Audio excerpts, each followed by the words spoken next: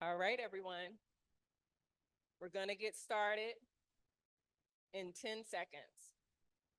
We'll give everyone a final opportunity to find their seats, get comfortable. We got a lot of great presentations lined up tonight, so if everyone could get to their seat, we would greatly appreciate it.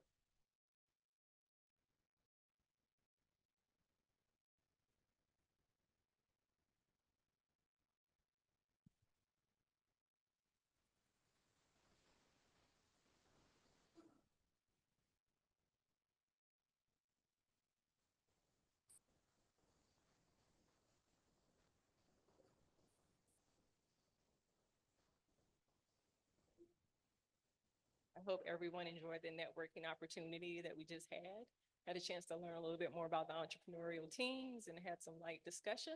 And we're hoping that those conversations will continue throughout this evening and beyond.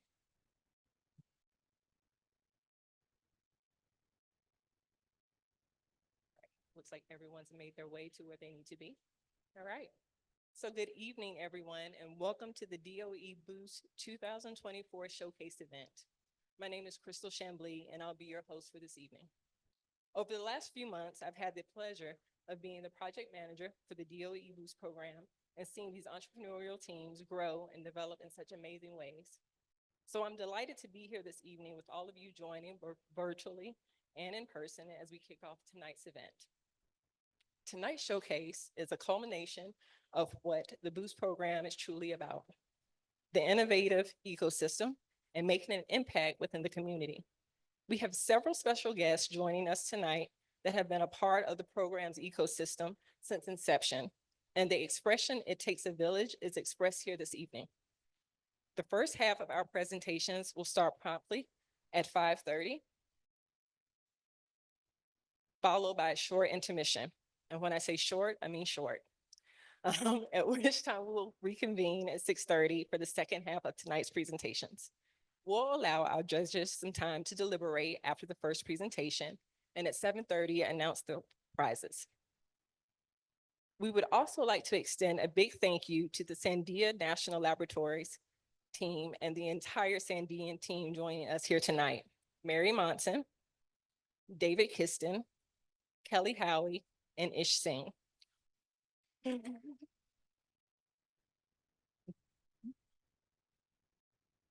All of whom have been tremendous partners in this endeavor, and we look forward to years ahead.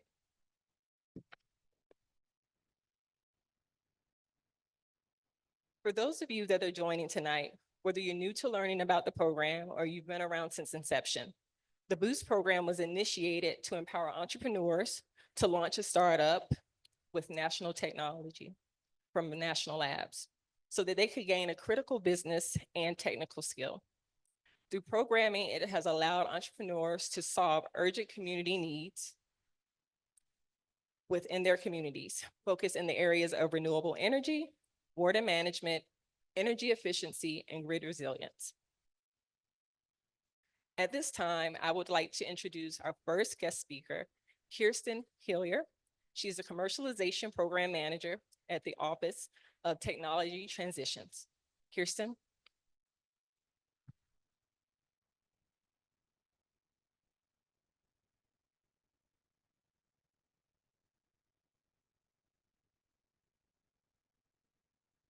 Good evening. Thank you so much for the introduction. First, I would like to offer my thanks to the entire Boost team, David and Mary, for putting this fantastic event together and inviting me to be here today. I am so excited to be kicking off this 2024 DOE Boost Showcase event. Like Crystal said, I am Kirsten Hillier. I am a program manager at the Department of Energy in the Office of Technology Transitions. We in OTT like to call ourselves otters because we're scrappy. I think some of you are familiar with OTT, but those who aren't, we focus on commercialization of clean energy and clean manufacturing solutions. As I'm sure many of you know firsthand, the road from a great idea to a proven product is often bumpy and riddled with potholes. And OTT designs and runs extremely broad range of programs to help researchers, entrepreneurs avoid and get past these roadblocks that often prevent commercial success. One of those programs is the Technology Commercialization Fund. I am the lead program manager for the TCF. The TCF utilizes a piece of the DOE's Applied Energy Research Development Demonstration and Commercial Application Annual Budget. This pool of funds is then used to commercialize promising lab technology. In 2022, OTT revamped the TCF to be now known as the Core Laboratory Infrastructure for Market Readiness, CLIMER. This new version of TCF allows for more curative and innovative methodologies to be tested by the national labs to bring tech to market. One of those programs is the DOE Boost program. TCF and OTT work closely with the offices across DOE and with every member of our outstanding national lab complex, including Sandia National Lab. OTT is tech agnostic, meaning that we're looking for solutions to advance the clean transition and that are clean themselves, but generally we don't mandate a technology type or how the solution works. We are also source agnostic. By that, I mean that we want to help all novel ideas and innovators, whether they originate in the public sector, such as Sandia National Lab, or the private sector, such as all the wonderful entrepreneurs that are here today to pitch their new ideas. Which brings us to the showcase here today. I'm excited to be part of the Boost ecosystem and community, and that this program is innovative, values community needs, and brings new people into the DOE National Lab ecosystem. I'm looking forward to hearing all the wonderful pitches today. Thank you so much.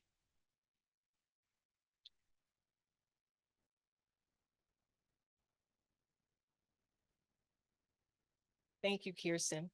Next up, I would like to introduce Gabe Mount. He's the Director of Outreach and Technology Engagement at the Air Force Research Lab. And what I would also like to say is thank you, Gabe, for making this space available and having this unique environment for us to have these showcase events. So thank you so much.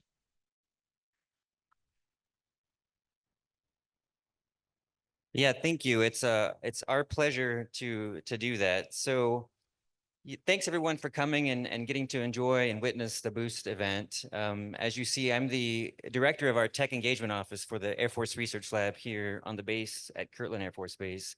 Q Station is our collaboration space, kind of our front door facility, helping us to collaborate with the community and with the private sector, especially to help us understand and find commercial capability that might be useful to both the U.S. Air Force and the U.S. Space Force. I happen to be a Space Force Guardian civilian working in the Air Force Research Lab. So we're excited and happy to host this event in partnership with Sandia and with Mary and your team. So very much looking forward to seeing how these pitches go down.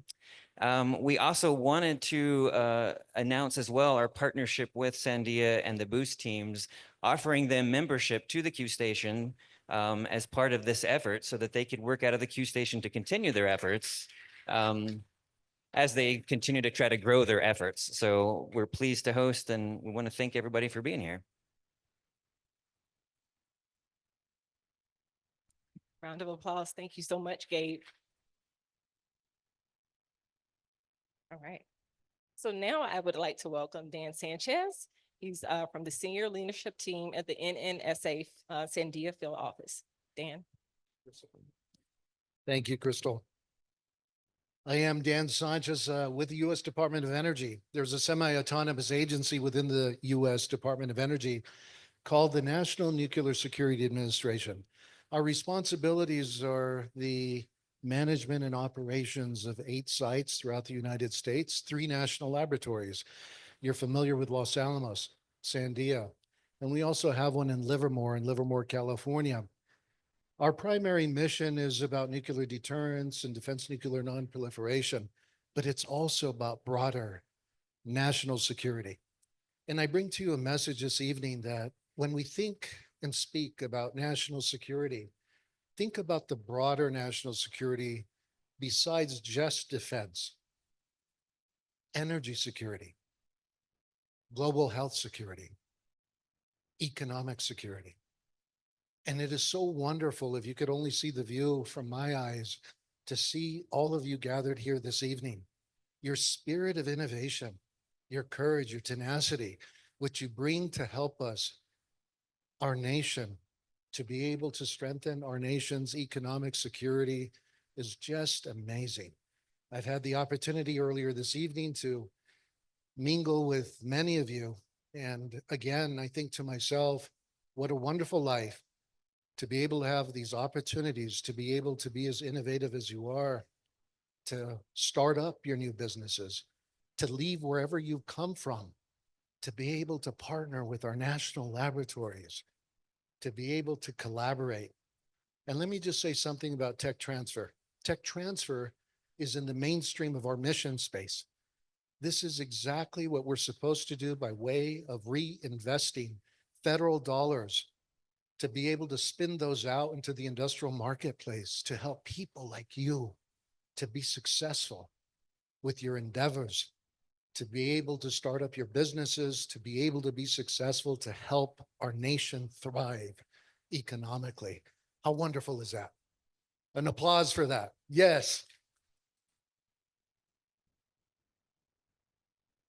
Gabe, thank you very much for this beautiful venue. Oh my gosh, this was an experiment and look at it, it's working. A wonderful space to be able to come together, to be able to collaborate. It's a wonderful, wonderful space that nobody would have thought. So I just wanted to add also to the speakers that came up here that, again, technology transfer, if you think of the life cycle of investments, think about fundamental science, think about the way as national laboratories, the best and brightest are working on basic science, concepts, over the horizon type of thinking to position our nation to be in a state of readiness to respond to whatever emerging threat might be around the corner. And then the next step is about technology development. And then we apply that technology. Maybe it's to put technology into the hands of a warfighter. Maybe in the context of energy security, it's to be able to work with our industrial partners, again, to secure our electric grid so it's more resilient and secure against emerging threats so that we have energy surety throughout the nation. And then when we're able to apply these new smart, innovative technologies sponsored by the US taxpayer, then we can bring you guys in to further commercialize those technologies.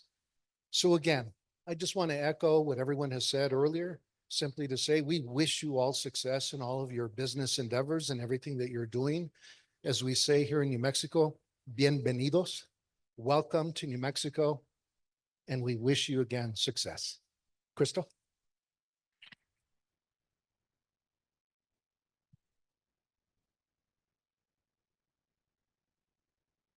Thank you, Dan.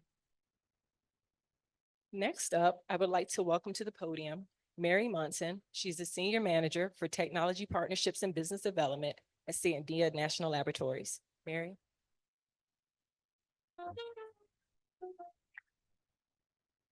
Wanted to be sure I didn't miss the walk-on music. We haven't had that in that's like a new feature. It's pretty cool. Welcome, everybody. I am Mary, as you already know. And I'm thrilled to see so many teams here and have gotten to meet a few of you. I look forward to meeting more of you. I just really want to say a few thank yous.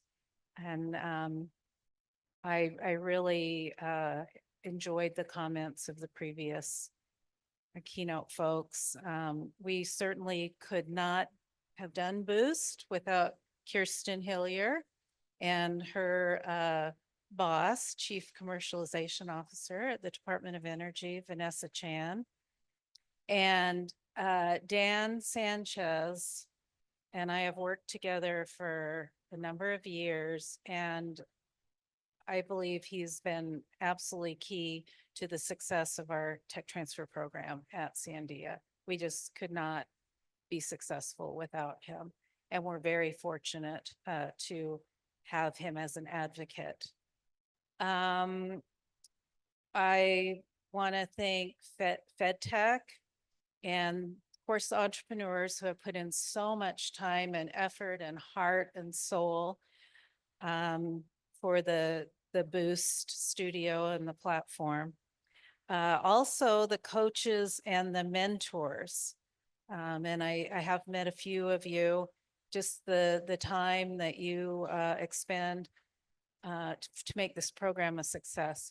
Our lab partners. So one of the great things about Boost is that the entrepreneurs get access not just to Sandia intellectual property and researchers, but to a number of laboratories, and just through one platform, as opposed to having to engage with all the different labs. Our community partners from New Mexico, we're very grateful to, and definitely AFRL is an amazing partner, and we get to utilize this amazing space, as has been said. And I think that's everybody except one last group of people, our amazing judges who are also partners on other things that we do, Randy, Nora, and Dana. It's a, fun thing to judge, but it's one more thing that you all have on your plates. And I know your plate's already extremely full. Okay, so lest I forget anyone here. I certainly do have to thank my team. My name gets spoken quite a bit about, things we're doing at Sandia, but it's really the team. The team does the heavy lifting. And so that's David Kiston, Kelly Howie, Ish Singh. And we do have some of our amazing researchers here tonight. And as you know, entrepreneurs having access to those lab staff that are inventors of the technology, I mean, it's a key ingredient to success. So to all of you, and I think it was Crystal who said it takes a village. Yes, it takes a village and everyone's contribution. So I just want to thank you for your dedication, your ingenuity, and your commitment to progress. Enjoy the pitches tonight, and we'll be rooting for these companies for success, and we're behind you all the way. Thank you.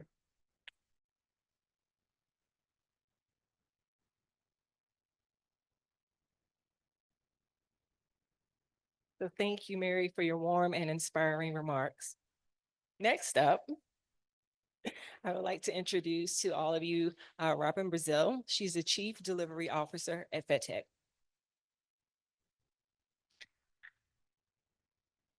All right. Well, I can't believe it's been a year. So you all are going to see the culmination of something that's been in progress for a year. And even before that, even conceptualizing this with Sandia, thinking about how can we get amazing lab tech solving regional problems, but better yet, let's do it with regional entrepreneurs. So let's see if I can. Green button. Okay.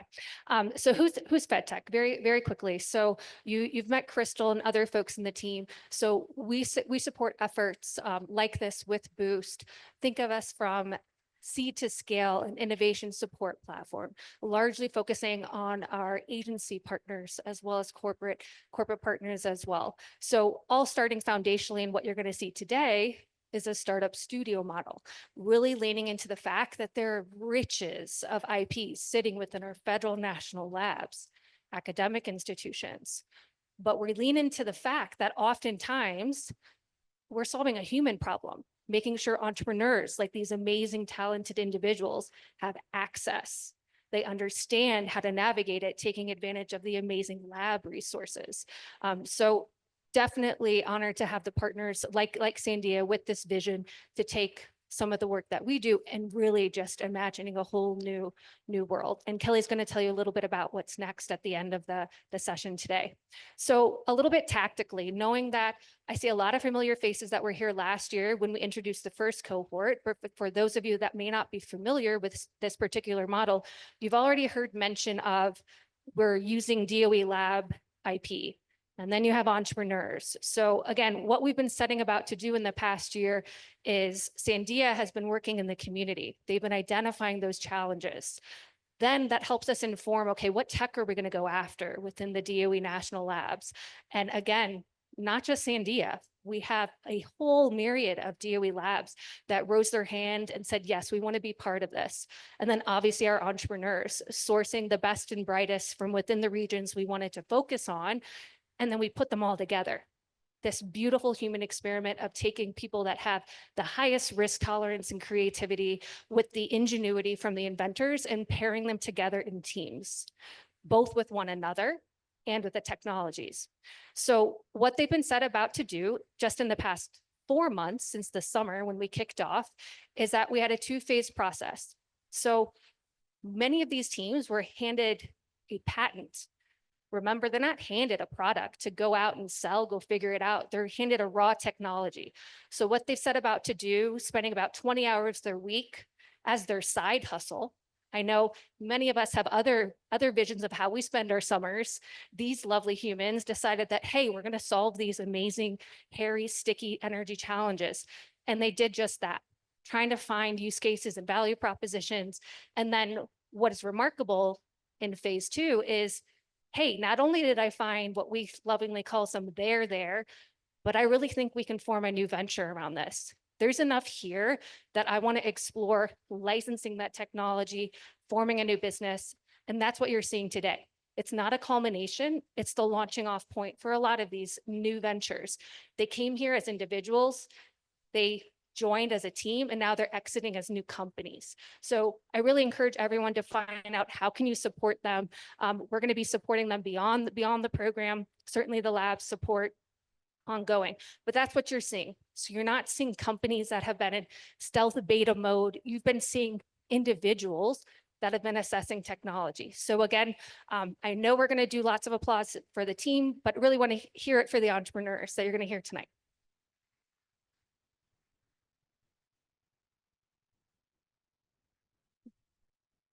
And again, in the spirit of gratitude, Mary said it herself, so did Crystal, in taking a village. So all the way from OTT, allowing for this program to exist, Sandia having the vision, and then all of the stakeholders that made it possible, including this space here. Again, a huge thank you. Appreciate all the mentors and coaches from past cohorts and present. Really appreciate your commitment to helping these teams foster and grow. So you're going to hear 12 of them. So we were so excited. Normally, we started with 15 technologies. There's a lot of discovery that happens, and it's remarkable that 12 of them are going to stand before you tonight. So I know that's a lot of content, so get ready, but they've all spent a lot of time preparing, and I think they have some really interesting solutions. So Crystal's going to tell us about the rundown, introduce this amazing panel of judges, and then we're going to dive into it in the pitches. So thanks everybody for coming out, and let's get to it.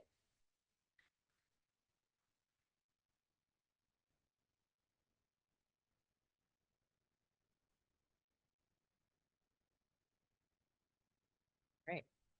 So what would an event like this be without having some sort of a prize package? And so what we wanted to talk about just briefly is the prize package that we would like to announce and share out with the recipients and the winning teams from tonight's presentations. So there'll be 12 exceptional teams, as Robin said, both all vying for either the judge's choice or the audience's choice prize package that was generously provided by FedTech. These prizes not only symbolize an acknowledgement for what these extraordinary teams have done over the last several months, but also to serve as a building block and a continued way forward to support them in their entrepreneurial efforts to develop and grow their businesses. And so with that, knowing that there's a big responsibility for the judging and evaluation of the teams tonight, that we know that that task does not come lightly either. And so tonight, the teams have to do their presentation in 5 minutes, which when you think about it, seems like a lot of time, but it's really not a lot of time when you're trying to really convey all the hard work that you've been working on for the last few months. So each team will have 5 minutes to pitch, and that will be followed directly by 3 minutes of Q&A by our judging panel here. And so with that, what I would like to say is that judging does not come easy. And so we're delighted to have the judging panel with us tonight to help make that process a little bit easier and to guide us through that with the critical responsibility of assessing what the teams have been working on for the last couple of months. So what I'd like to do is turn it over to each judge to come up and introduce themselves. So first up, I would like to call Nora Sackett to the stage to take a moment to introduce herself. I know.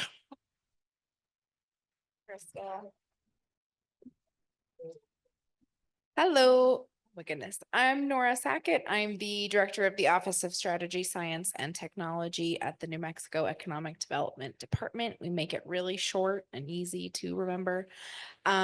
We work to support science and technology sector growth in New Mexico. So that is supporting our homegrown startups with non-dilutive funding, working on attracting startups and science and technology companies to New Mexico, and larger sector strategy to support company growth and economic development in science and tech in New Mexico.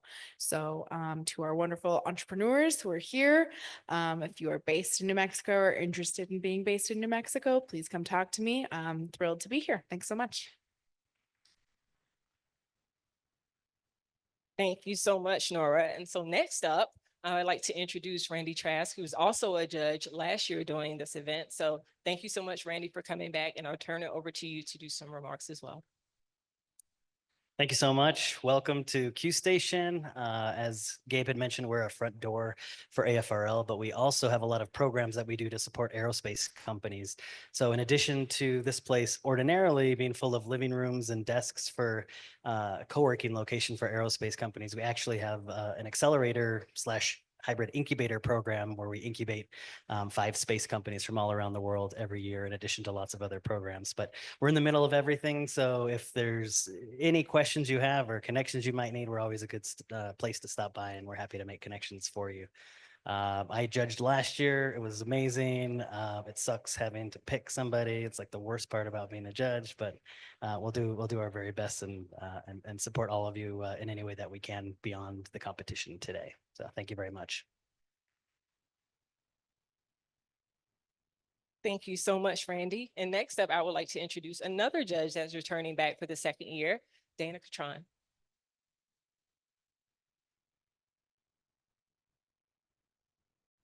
They didn't say we had to come up and introduce ourselves.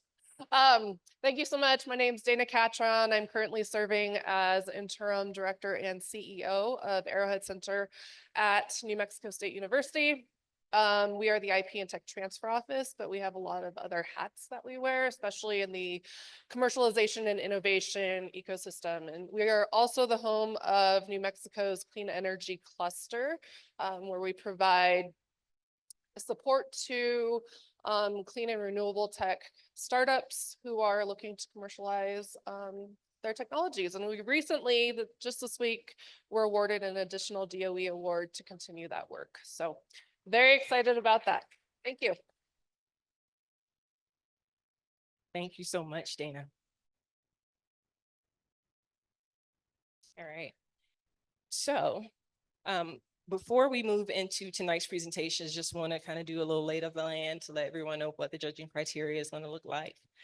So again, Keep in mind that all the teams are going to be judged on a score totaling 100%, 40% based on product market fit, which will be ranked and weighted the highest, followed by the competitive business model, which will be 20%, then 20% also on the team, as well as 20% for the future roadmap. Future roadmap being what is the vision moving forward, and is the team able to articulate that in a clear and concise manner?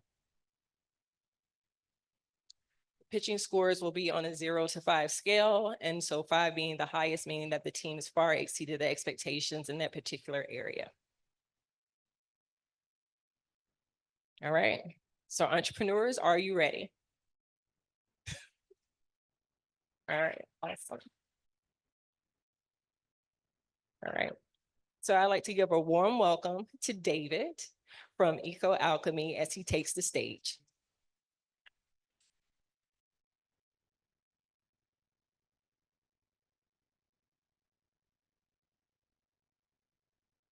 Thanks.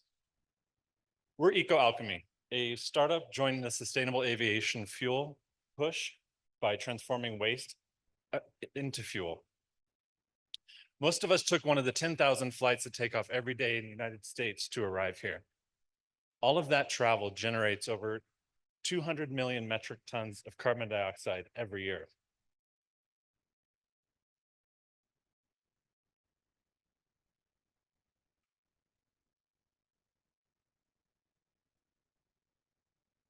I'm sorry.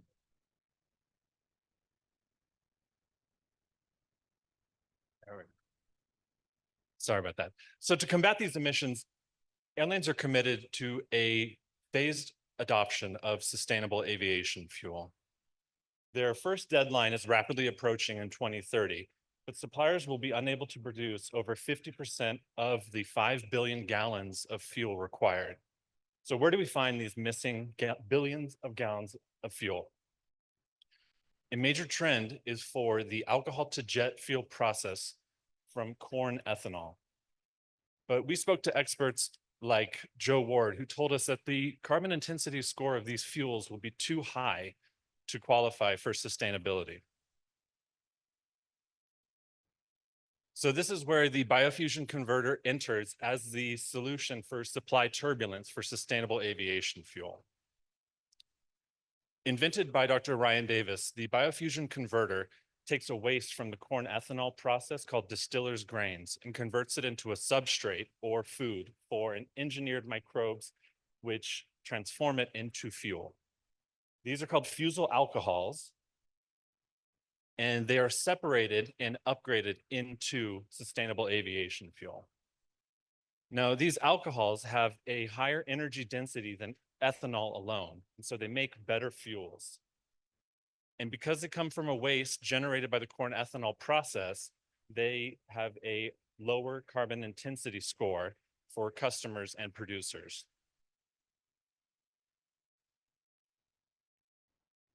So our biofusion converter will supply alcohol to jet manufacturers who need sustainable fuel feedstocks by converting corn ethanol waste into fusel alcohols, reducing carbon intensity scores for customers, unlike alternative SAF sources, which rely on imported feedstocks.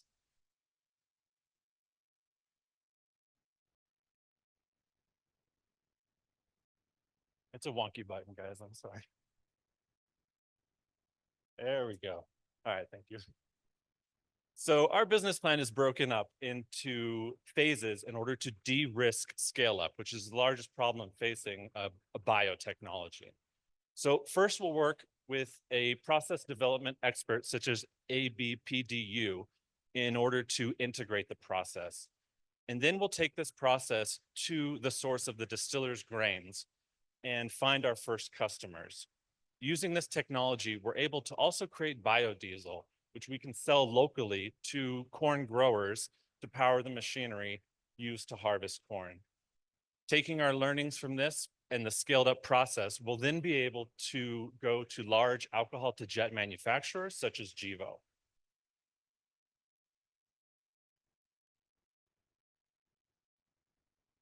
We learned from customers like John Begas at World Fuels that sustainable aviation fuel has to be blended at up to 50% the total volume.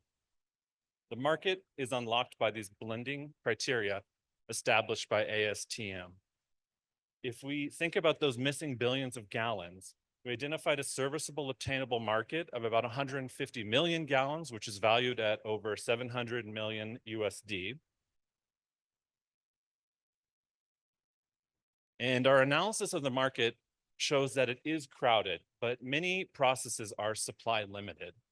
For example, companies involved in HEFA rely on imported feedstocks. There's no domestic, readily available low carbon intensity feedstock, unlike the alcohol to jet process that I'm speaking about.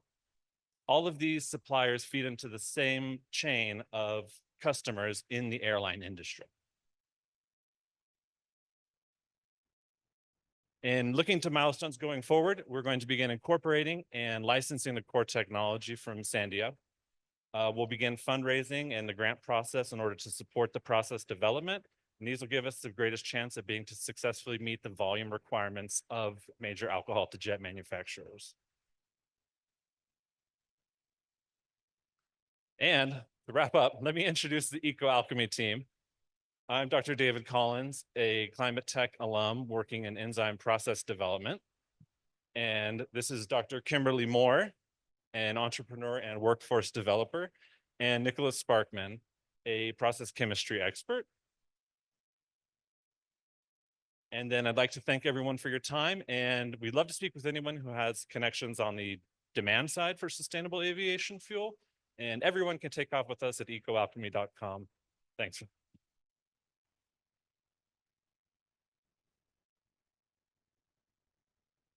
We'd love any questions.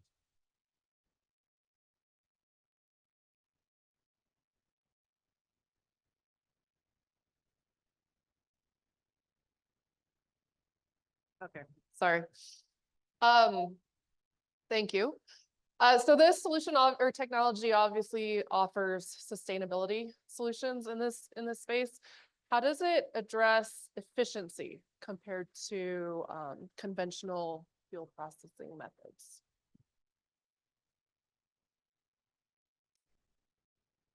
So this would improve efficiency by about 20% out of the corn ethanol process, not including the extra energy density that you get from the fusel alcohols. So it would be above 20% additional carbon intensity per acre of corn.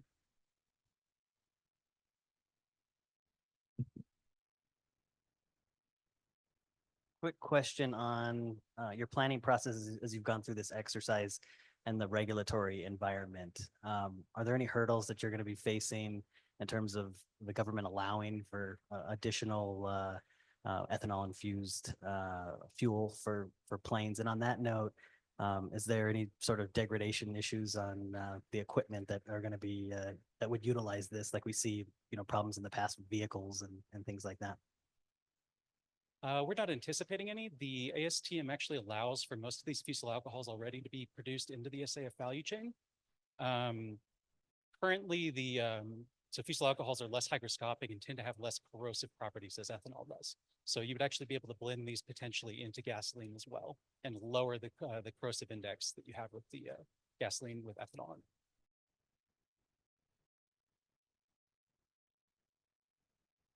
Can you elaborate a little bit on what your potential first customer would look like? So there are currently two main alcohol to jet pathway companies right now, LanzaJet and Gevo. Both of them are very supply limited. You only have a certain amount of corn ethanol that meets the carbon intensity requirements to meet sustainable aviation fuel tax credits. So you have to have a 50% decrease in carbon emissions in relation to jet fuel A1. And most corn ethanol does not currently meet those specifications, which is where we would come in. We'd be able to lower that.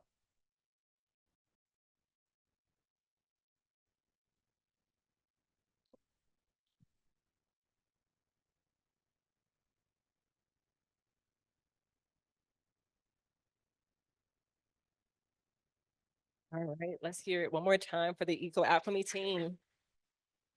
All right. So next up, I would like to introduce Young from Dune Energy Solutions.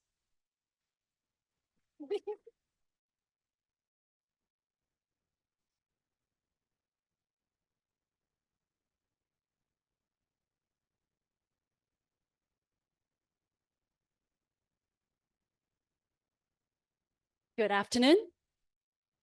Do you know that the daily goods we use, that we rely on, from food to paper to chemical and metals, use lots of heat, mostly supported by fossil fuel?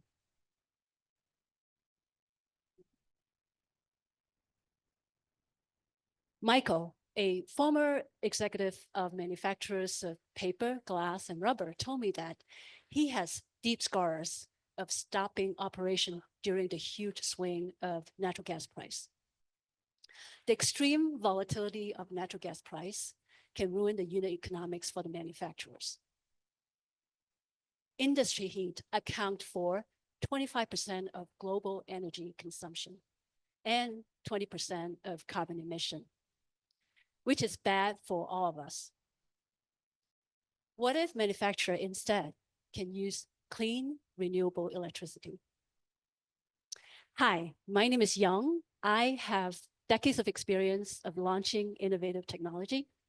I founded Dune Energy Solution to provide clean, firm, low-cost heat for industrial processes with the next generation thermal energy storage solution. The challenge of supplying 24/7 industry heat with solar and wind is that it is intermittent. Our long duration energy storage, thermal energy storage is the solution. We use electricity, renewable electricity, when it's cheap and abundant, and use it to heat up the sand with resistive heat. Then the hot sand is stored for days, for hours, and up to days. And to use it, we discharge by passing the hot sand through a fluid, which is then used to provide hot air or steam later, which is then for providing clean, firm, low-cost heat. Sand has the best of the both worlds because it flows like a fluid for efficient heat exchange, yet packs like a solid for effective insulation. We plan to have two offerings. One is heat as service for companies who just want stable price and no worry about CapEx or maintenance, or a company who wants control can buy equipment. The test market is huge. The TAM is at 6.2 billion in forecast in 2027, growing at a compound annual growth rate of 7.2%. Since industrial heat is 50% of total heat consumption, that's 3.1 billion for SAM. And we estimate the SOM to be at 79 million based on our target market, the optimal temperature range for the technology, and our assumption of market share. As a sign of growing industry demand, there's also a buyer coalition specifically focused on renewable thermal. And out of the 70 stakeholders we interview with, 51% of the end users have expressed interest in the technology. This is a market with many emerging players, but it's still nascent because many of them are in pilot phase or earlier. And given the mass market, there can be multiple successful vendor, especially for someone with a unique solution like ours. We have a unique design that has modular design, which enable high efficient heat exchange. Sand is stable, safe, and reliable, which means that we don't need any special containment that's costly to even deliver temperature as high as 1200 C. Despite the recent global political change, the trend towards carbon pricing globally is undeniable. From EU's CBAM that have import tariffs to Canada's ETS to regional US initiative. Global forward-thinking companies are all seeking low carbon solution to prepare and mitigate this risk, such as production curtailment, revenue impact, or regulatory fine. In terms of other risk, to counter cheaper natural gas, we plan to negotiate access to wholesale electricity price and target regions of carbon pricing for initial market. To catch up on competition, we plan to accelerate development by partnering with manufacturers of similar technology. And they could also provide funding for potential slowdown in government and VC funding. I have decades of experience of launching innovative software solution and a seasoned product leader in the renewable space. I am looking for a tech co-founder, and special thanks to C1 in the audience and Jason for educating us about the NREL patent technology. To wrap it up quickly, in the next months, it's exciting. In Q1, we will be looking to round out the founding team and incorporate. And in Q2, it's focused on pre-seed round funding, winning pilot, and pilot development program. My 3 asks for the audience: 1 is referral for engineering co-founder and startup advisor. 2 is introduction to specific sectors that we intend to deep dive for further validation. And 3 is grant support application for these programs that we believe are relevant to our technology. So thank you very much. And I look forward to bringing clean, firm, low-cost heat to help decarbonize industry.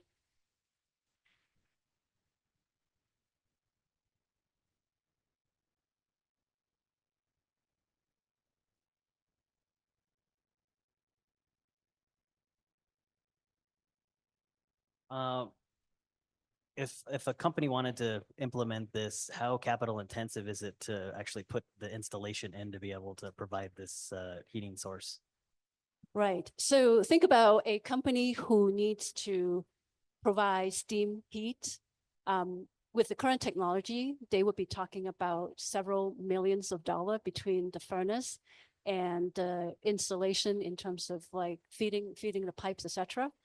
We estimate that our technology would be similar in that ballpark investment. Okay, and then on that note, the proprietary technology is the delivery of how the sand is utilized and then the delivery of the power, correct? Okay. Thank you. Where are you at with identifying a potential CTO, and how is that going to affect your progress towards your milestones? Yeah. It's been going on for a number of weeks now, essentially reaching out to contacts.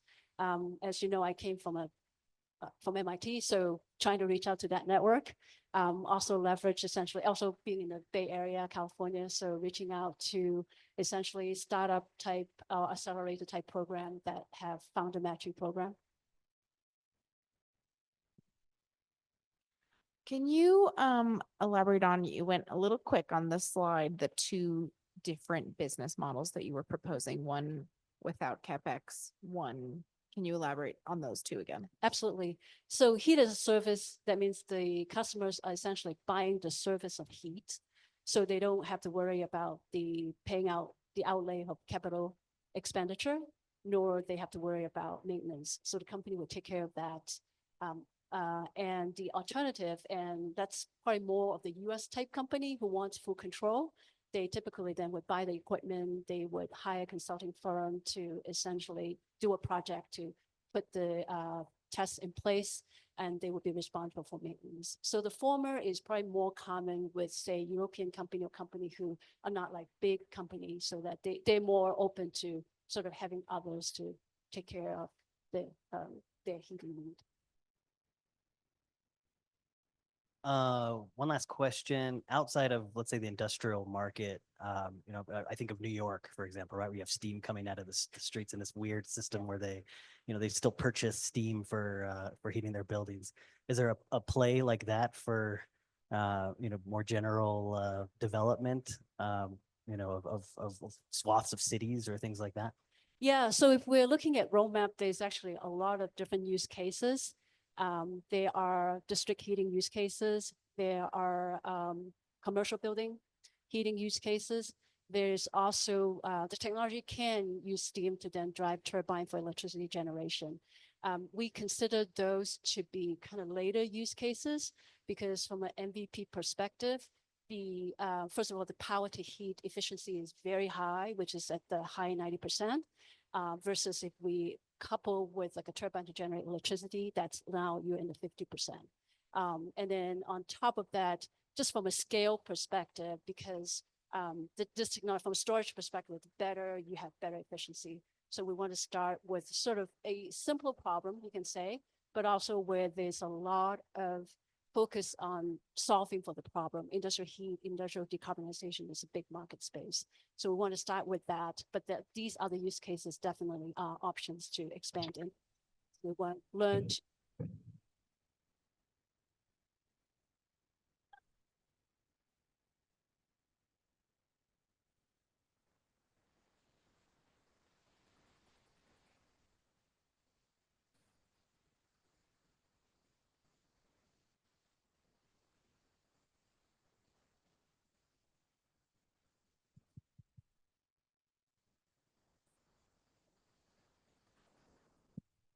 Okay. All right, I'm back. All right, so again, thank you, Young, from Dune Energy Solutions. Next up, I'd like to introduce Edson and Lucy from Parawatt.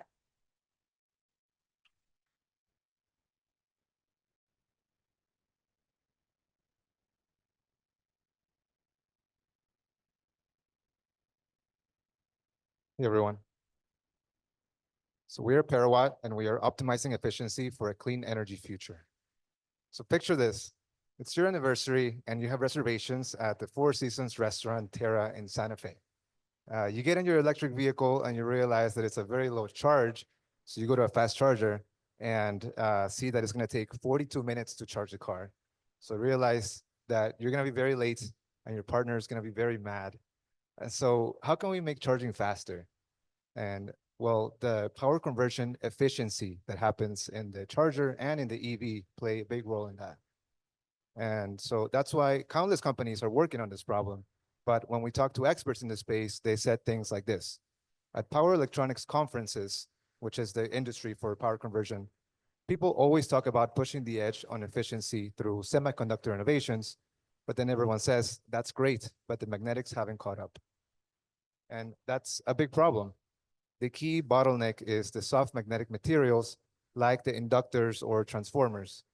As you can see here, inductors make a large portion of power boards that do the power conversion.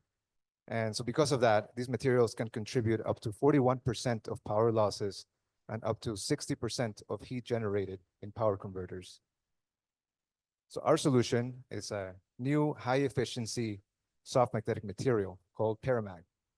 So there are dozens of companies out there manufacturing soft magnetic materials, but they mainly use one of these three core materials: amorphous steel, silicon steel, and ferrite.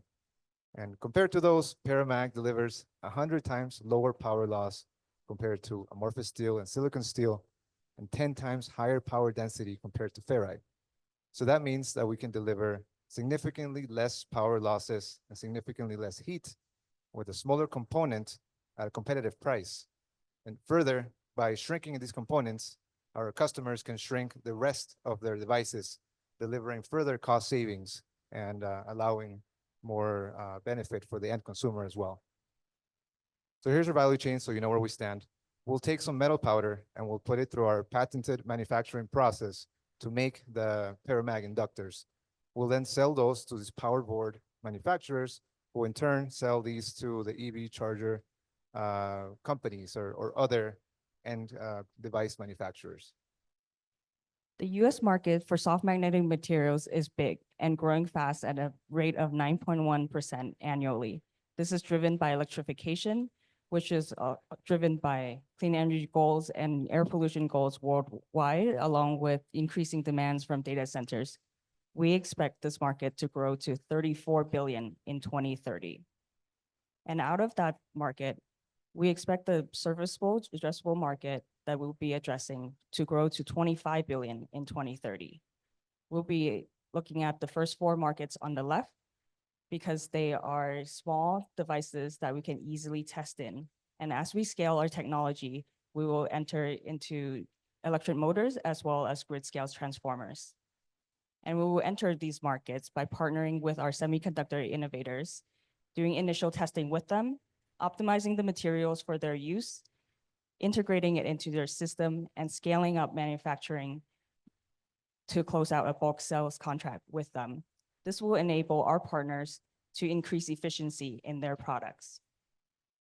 This is our roadmap. In the yellow, you see the technological development, and in green, you see funding opportunities. We've recently incorporated and are in conversations with the lab for licensing. In the first half of next year, we will be doing initial round of testing as well as applying to various grants and funding. We've already identified appropriate topic for STTR with DOE that we will be applying in the early next year. In the second half of next year, we'll be building out our technical team as well as begin systems level testing. Our goal for next year is to begin a paid pilot project with a partner company by the end of next year. And we're the team to get it done. My name is Lucy Wu. I have experience in design engineering and technical project management for multi-million-dollar projects, infrastructure projects in both Asia and the United States. My co-founder, Edson Perez, has experience in clean energy consulting, as well as his experience in energy policy and regulations, and coalition building and negotiation will be key to building our team. We do have needs in our technical expertise for power electronics and magnetics that we will need to fill by the middle of next year. Our ask of you tonight is to help us on this journey by introducing us to experts in power electronics and also help us identify sources of non-dilutive funding. Our goal is to become a market leader in power efficiency to enable the clean energy future. We hope you can join us on this journey. And now let's get you to that anniversary dinner on time.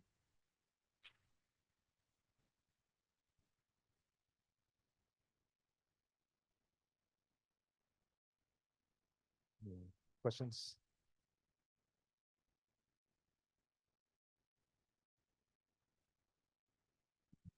Okay. Thank you.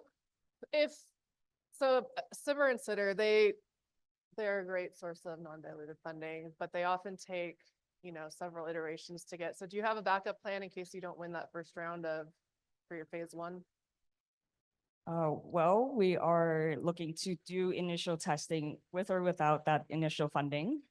We have identified a lab space, and it's one or both of us will be enrolling as community college students to take advantage of the lab spaces that they have and use resources. And we've already talked to professors who are super supportive of our project, and we've visited maker spaces who there's people who are just super supportive and happy to see us there. So with or without that funding, we're gonna get it done.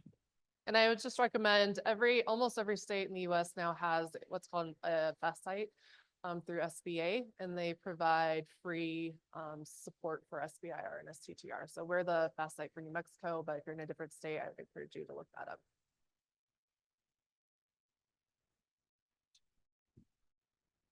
Thank you. Super cool. Random question kind of about the political environment these days. We don't know exactly the level of interest and incentives that are going to be around in the next few years for your target market. What does this look like for opportunities around the rest of the world? And does this particular technology come with any sort of export controls or things like that that might prevent you from being able to explore those markets? Well, I think at the end of the day, the value proposition is higher efficiency delivered, which leads to savings for our customers who are also manufacturers. And so I think depending on the audience, like clean energy doesn't necessarily have to be upfront. It's about delivering savings to customers, allowing them to waste less of the power that they're delivering to their own customers. So because of that, we've talked to several industry partners, several industries, companies, and engineers within them that have shown interest. They said, "Oh, there's a real need here. Like, do you guys want to test in our lab?" Like they're open to these things because it's, the demand is there.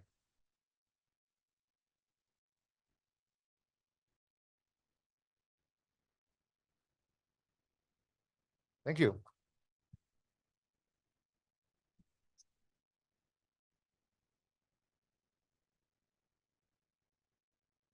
We finally get to listen to some of that music that we wanted to listen to before.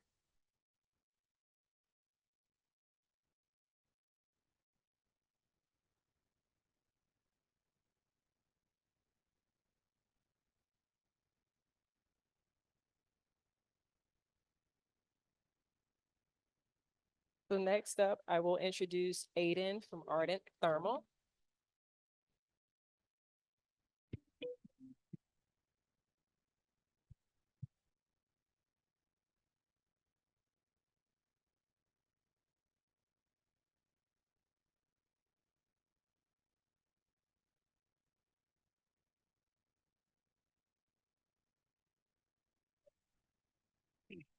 Current growth in renewable energy is leading us down a path of lower emissions, right? Not necessarily, as recent estimates have emissions growing by 56% over the next decade, depending on the actions that we take today. Look, the global population is growing towards 9 billion. Countries are rapidly industrializing, and as Jung mentioned, 25% of the world's energy is already used in industrial heat, much of which is wasted. At Ardent Thermal, we're tipping the scale towards sustainability with our solution. It's a heat pipe integrated thermal energy storage solution powered by a molten aluminum alloy. Here's how it works. During charging, the alloy melts at over 400 degrees Celsius, storing vast amounts of heat. And then it cools, solidifies, and releases this heat through a process called latent heat. Now, this latent heat process unlocks various advantages over traditional molten salt or phase change material systems.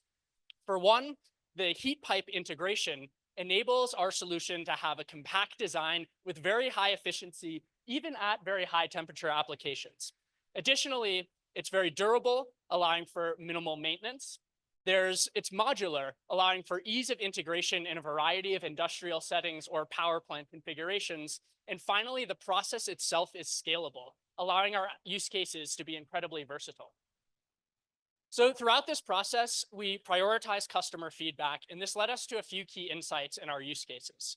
So a steel plant operator was mentioning to us that they do recognize waste heat as a very significant issue, but are hesitant to adopt solutions because of very tight margins.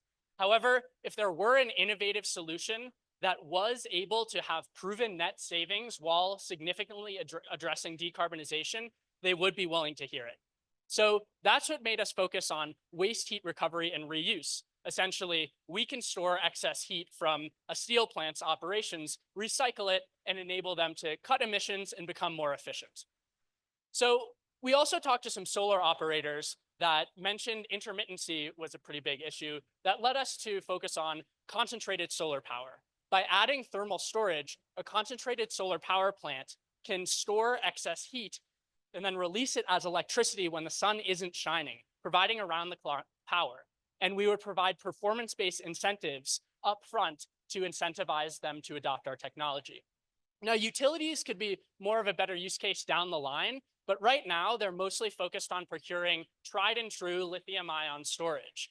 However, considering that our technology was built specifically to interface with nuclear power plants, we see this as down the road a high potential opportunity, pairing with microreactors, as well as others such as the production of green cement, production of green hydrogen, and supporting desalination processes.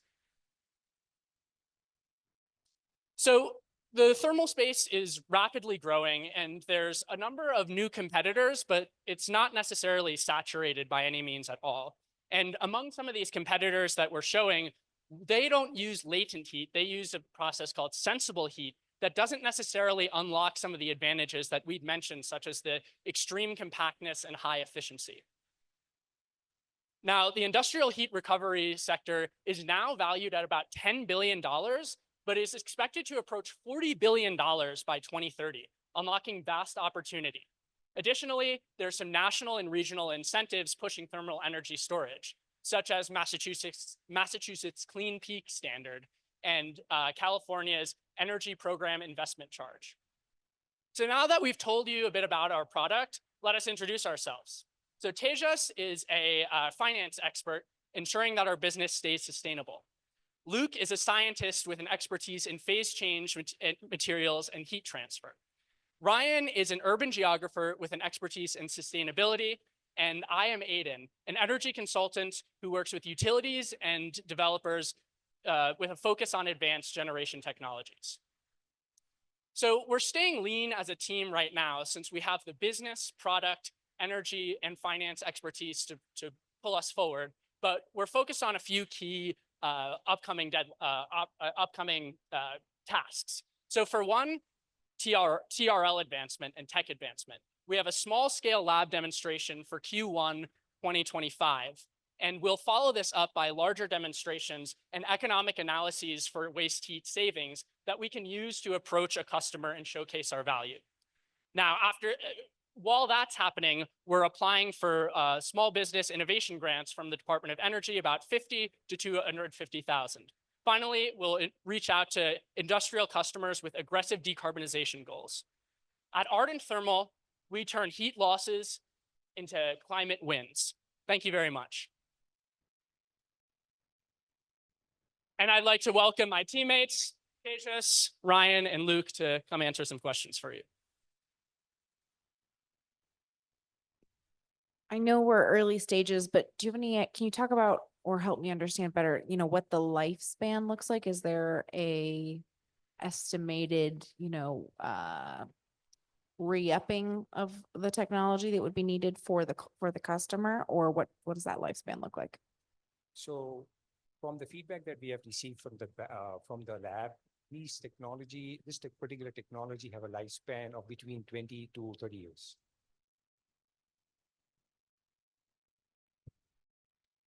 Going back to an old question here, in terms of how capital intensive an investment would have to be to retrofit this technology into an existing plant, what does that look like?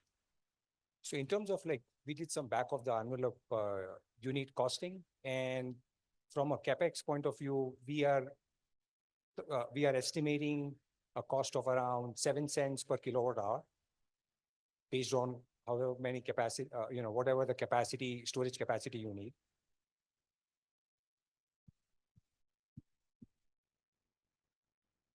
Really intrigued by this. Looking beyond industrial applications, have you identified other potential use cases for this, if it's successful? Yeah, so it was up on the screen. There are use cases in like production of green cement. Nuclear is coming up in a big way, especially with the growth of data centers. A lot of companies are getting into that space. So they do need storage. So that is another area. Green hydrogen is taking off in a big way in some of the states like California. So certainly there is an opportunity there for storage. So.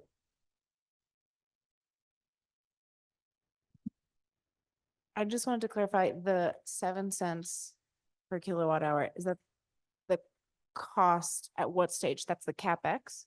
That's the levelized cost of storage. Okay. What would be the initial investment in order for the customer to be able to use this process, at which point it would cost 7 cents per kilowatt hour? Right. So you basically take into account what capacity you need in terms of storage, and then you just multiply it by 0.7. That's your cap.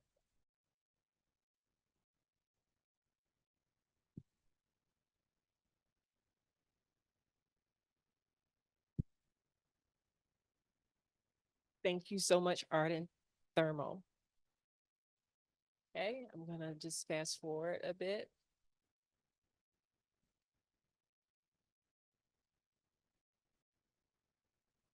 All right. So next up, I would like to bring Joy from Alta Energy.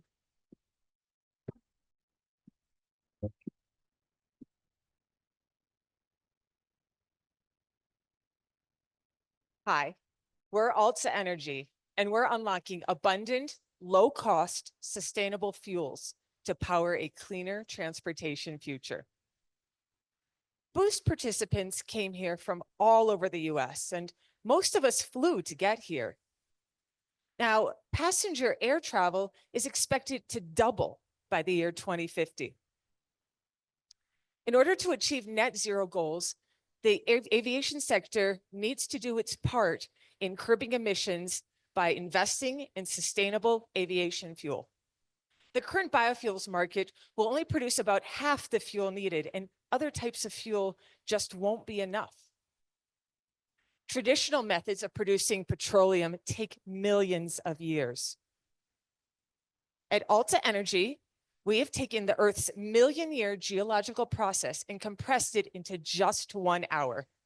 We call it the Alta Base Catalyzed Decarboxylation Process, or ABCD. We can take any feedstock, put it through the ABCD process, and in just 1 hour, at 100% conversion, convert that into a biocrude oil, which can then be upgraded into sustainable aviation fuel or other products. The ABCD process is better than existing processes for a number of reasons. First, we are feedstock agnostic. We can take any feedstock. Second, we have a lower energy input requirement than other processes. And finally, we have 100% conversion rate that is higher than any existing process. All of this combined results in a lower cost to the consumer. We talked to a number of customers in order to refine our value proposition. We talked to refineries, feedstock suppliers, and airlines, and more. What we found was that while our biocrude has potential uses in a number of markets, the best market fit for us was sustainable aviation fuel due to our competitive advantage and also the long-term outlook. Now, airlines have already pledged to use 10% sustainable aviation fuel by the year 2030. This means that there is a $60 billion TAM, a $25 billion SAM, which is the US market, and a $500 million SOM, which is a full-scale plant. We plan to tap into the 350 million tons of unused waste biomass feedstock, and then using our ABCD process, convert that into biocrude oil. We will then partner with refineries to upgrade that into SAF, which we will then sell to airlines. A full-scale plant processing 60 million gallons a year will be enough to power a major airport for a day and also generate $500 million in annual revenue. Now, in order to get to that full-scale plant, there are a number of critical milestones we need to meet. First and foremost, we need to hire a head of R&D to help us with grant funding and process engineering. Next, by 2026, we hope to secure our first airline contract and also begin development on our pilot plant. By 2029, we hope to have a commercial demo plant up and running, producing 1 million gallons of SAF a year, and also secure our next significant round of funding. Finally, by 2032, we hope to have our full-scale plant up and running, producing 60 million gallons of SAF a year, as well as have several additional plants in the pipeline, and we hope to have major offtake agreements with several airlines. Our team brings experience from a wide range of industries, from software to product management to climate tech to engineering consulting. We have proven experience taking products from the idea stage and bringing them to the global scale. Now, if you're excited about our mission and would like to help us, we have a number of asks. First, we would love introductions to any SAF stakeholders you can give us.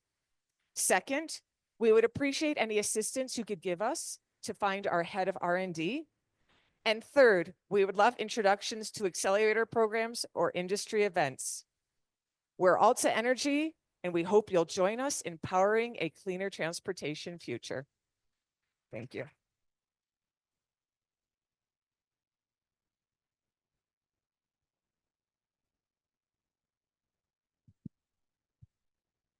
Thank you. In terms of your pilot plant, are you planning to, or does it even matter to be located next to a lower cost feedstock? Because I imagine you'd have to factor in travel costs to bring feedstock to your plant. So is that part of the strategy? Yeah, so for the pilot plant, we're trying to keep the scale as small as possible. Feedstock co-location is not much of a concern there. We're more just proving out the continuous operation. So no for that, but for commercial demo, yes. Can you talk a little bit more about what your ideal first customer would look like and what those initial customer discovery conversations have been? So there's evidence that airlines are willing to take offtake agreements with even lab scale companies. So we're looking for an airline partner for that.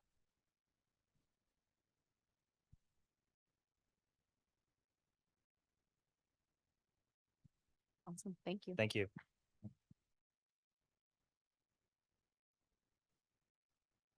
Thank you so much, Alta Energy.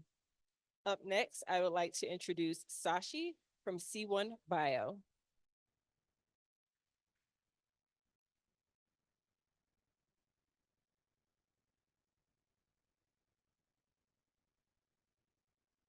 Hi, we're C1 Bio, and we are transforming the bioplastics industry. And what we're doing is we're making compostable plastics out of plastics. So if you think about it, plastics are a huge problem. We use them every day. But in good faith, consumers can recycle the plastics. But the problem is that the plastic facilities can't process all of the plastic. So much of it ends up in landfills, or it ends up getting polluted out into the ocean, where then it breaks down into microplastics and enters the food chain and becomes a human health problem. So our solution is that we will use chemical recycling to convert the plastics into syngas, and then convert this with the syngas, convert that into PHB, which is a compostable plastic, using a bioreactor technology. So to give you an idea of what the current situation looks like, you have your linear economy where you take fossil sources, convert that into plastics, and then that is polluted. And so what we're looking to do is take that waste product, put it into the bioreactor, and then output compostable plastic products with that. So the applications for this end product, the compostable plastic, is in applications like food and beverage packaging. The molecule itself can also be used in other things, applications like specialty chemicals, like adhesives, coating, and healthcare applications. So the market overall for bioplastics is expected to be something like $626 billion. The 3HB molecule itself is more like 2.5 billion, and we anticipate our share of that to be 372 million. And to give you an idea of the sustainability criteria for this, if we build a full-scale pilot plant for this, or a full-scale commercial plant, it will produce enough compostable plastics to take out the amount of microplastics consumed by 2,000 people annually. And again, to show that we want this picture to go away and yeah, remove the pollution. We've talked to a number of people across the plastics, recycling, and chemical industries. And our next steps are to look to labs that can mature the technology. And over the next few months, we're going to work on things like process scaling, seeing how well this technology handles real world feedstocks, because plastics have a varying degree of composition and contamination. So that's a critical element for what a process can handle. Our asks are, any help with grants, talking to more people in plastics, and just technical talent, whether it's technical or business. And the team is myself. I have a master's in electrical and computer engineering from Cornell. And my co-founder, Zach, has a master's in biological engineering from the University of Illinois, and has also worked at LanzaTech on process scaling, a similar bioreactor technology. Okay, questions?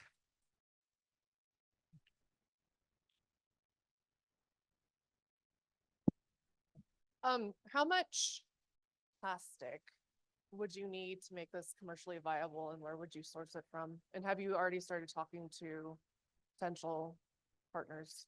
Yeah, so what we've been looking at is how do we get this profitable at a commercial scale facility? So what we've identified are key like research areas to focus on to like get us there and meet that metric. One of the things about compostable plastics or bioplastics in general is the being cost competitive with conventional plastics. So when we've talked to potential customers, they just keep saying it's the cost. That's the thing. It has to be cost parity. The other thing I think is that this molecule is, I guess what's promising about this molecule is that it fully decomposes and it does it like naturally in the ocean environments. But it's there's still a lot of research being done on applications, but there are existing uses where the material properties have applications like ag film is one example. But we anticipate that with the amount of academic research being done with this molecule, there'll be lots of other applications for that down the line. Can you elaborate a little bit on competitors or sort of, I guess, the more granular aspect of your go-to-market plan? I saw a brand that I recognize that makes like compostable utensils. Is the idea to not serve as a new company in that sphere, but to be like a SME for that? Yeah, kind to of company? supply them. So they make the food and beverage packaging. I assume that's what you mentioned. And then they have like a facility where they have like plastic extruders. And our customer would be the extruder, and they basically the product is like a pellet. It's like they look like tiny little pieces of plastic, and so they take that in, put that in the hopper of the extruder machine, and make whatever products their customers go with. Thank you. Couple questions. Is there an energy intensive component to this process? So I guess energy intensive part would be on the plastic recycling side. With the technology that we have here, the thing that's advantageous about it is that it's an efficient process for making this. So so that's like the sort of the balance there. And the process itself is actually exothermic. So if anything, it would require cooling. So yeah. And then on the waste side, would this be something that then goes to compost, or would you then collect that again and can you Right. continue recycling it? So this one should allow you to do either, but I think you bring up a great question because that is a big industry problem right now where like consumers don't know if they have a compostable plastic product, like where to put it in. And then that causes problems in the recycling facilities or the composting facilities where you have contamination and it makes their process break down. So yeah, having this like, this is an industrial solution that needs to happen like in the whole supply chain of the end of life cycle of these products. Thank you.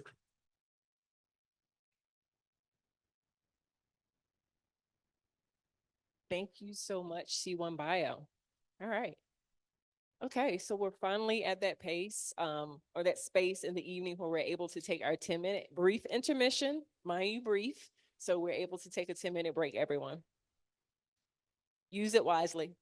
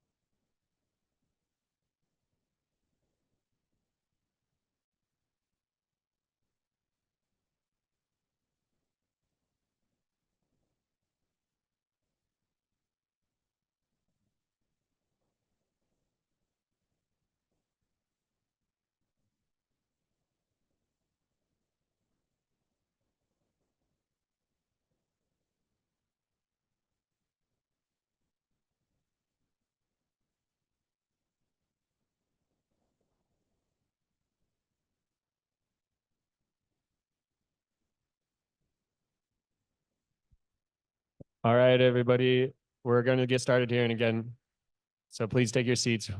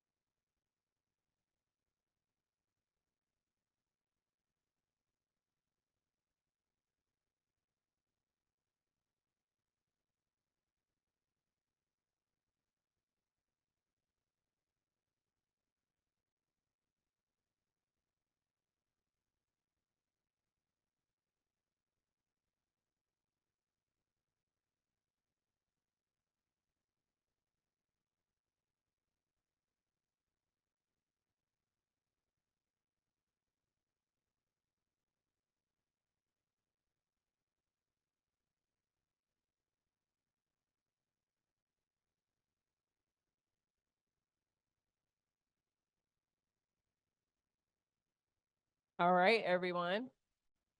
I hope we enjoyed the brief intermission. We're gonna ask folks if they would make their way back to their seats or at least find a quiet spot in the back so we can resume tonight's presentations. We still have about 6 more presentations to go before we close out. And so I do want to have a little bit more attention and quietness before I bring up the next entrepreneurial team. Hello, everyone. Hello. All right. So we're gonna get started again. We're resuming tonight's presentations. We have 6 more to go. I know it's been quite an event thus far, but if you could give us just a little bit more of your time and energy, we would greatly appreciate it. And so next up, starting off the second half of our presentations, I would like to introduce Jason from Fluid Photonics.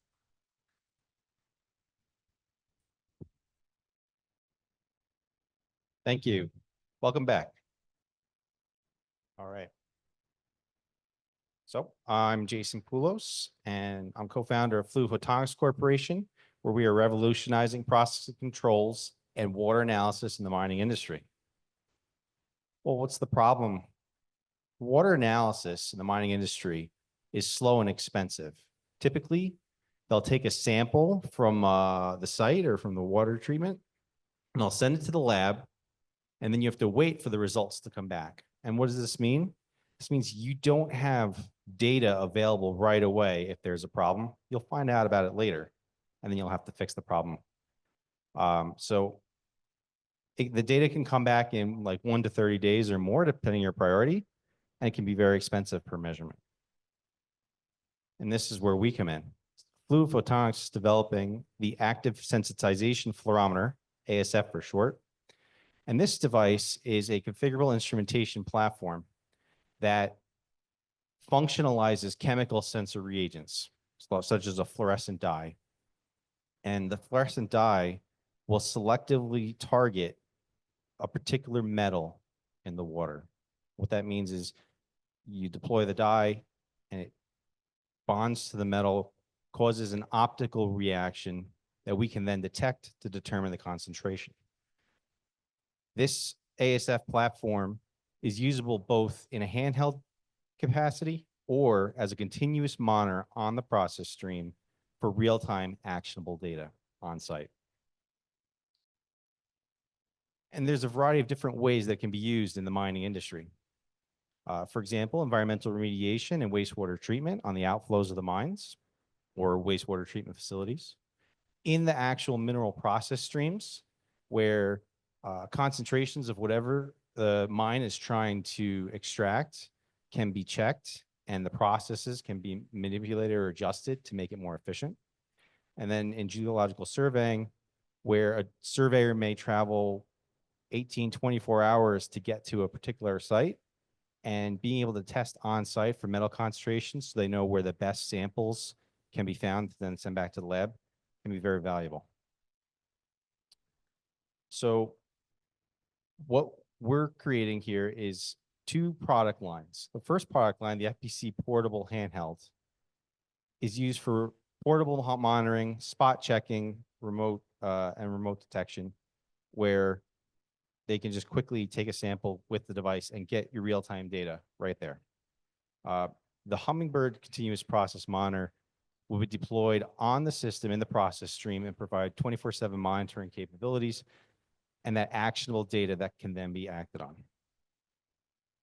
And that also goes into our strategic plan.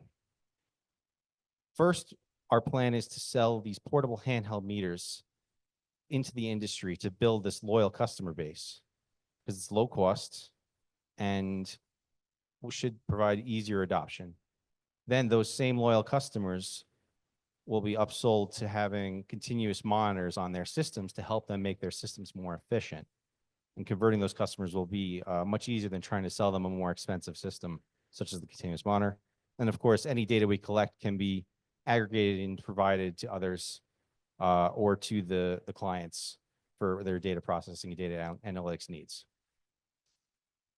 So the market opportunity, we've run it over 5 years.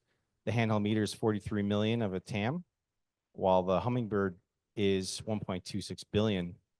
And what it boils down to in terms of the serviceable attainable market is 4.34 million for the handheld and 37.6 million for the continuous monitor. But with the upsell, 50.2 million would be the increase for the continuous monitor. In terms of competition, there's a couple different competing technologies, but as you can see from the slide, there are gaps in each. Inductively coupled plasma mass spectrometry is the lab that I mentioned before, where they send the samples to labs, so they can't really be done on site in real time. And then X-ray fluorescence spectroscopy and laser-induced breakdown spectroscopy, while each can be done as a handheld or on-site capability, they aren't really used for liquids and real-time liquid sensing, and they're also less sensitive in terms of parts per million, parts per billion. They're typically in the parts per million range. So our system works better in that regard. The team is myself and Dean Guaramanis, who's an industrial designer. And we're actively seeking a number of roles to fill out the team and provide additional capabilities. And our next steps are pursuing this non-dilutive funding. And we're also intending to bootstrap the handheld development through Q1. And then looking for 2.4 million over 3 years to accelerate continuous monitor development and contacts, both for potential team members and potential customers. Thank you.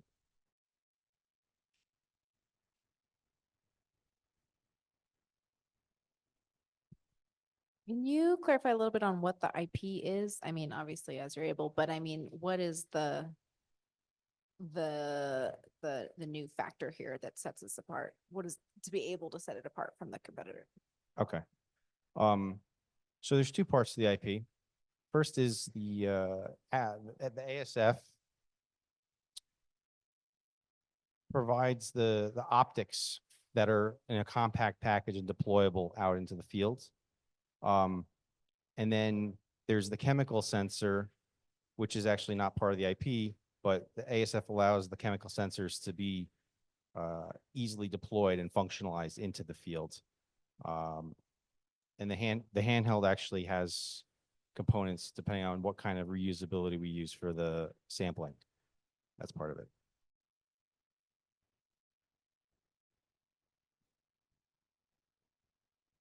In terms of like recalibration and servicing, like, is this going to be something that's going to have to be pretty consistent? Of course.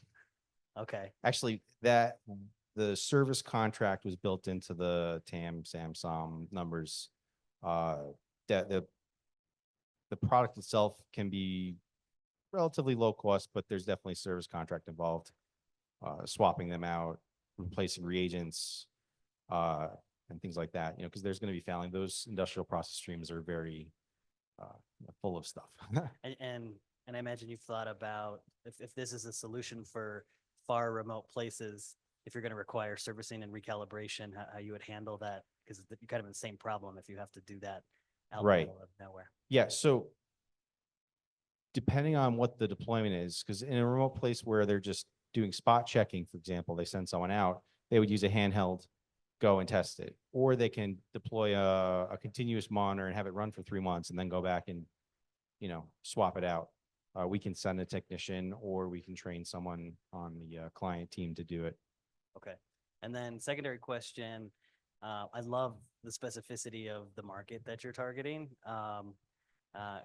This could be cool so cool that you could saturate that relatively quickly.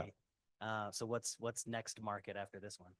Okay, so if I remember correctly, what I put on the slide, it was only for copper, lithium, cobalt, and rare earth elements.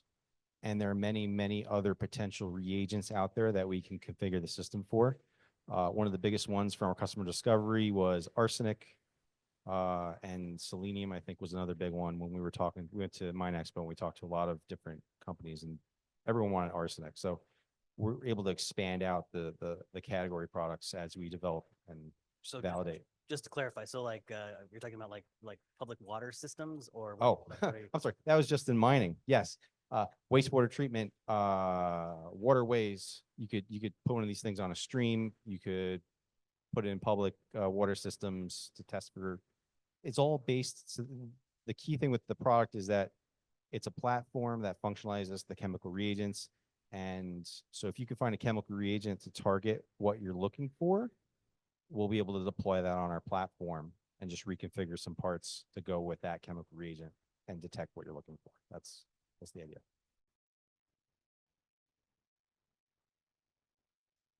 Thank you. All right, thank you so much, Fluid Photonics. All right, so next up, I would like to welcome David from Radiclus.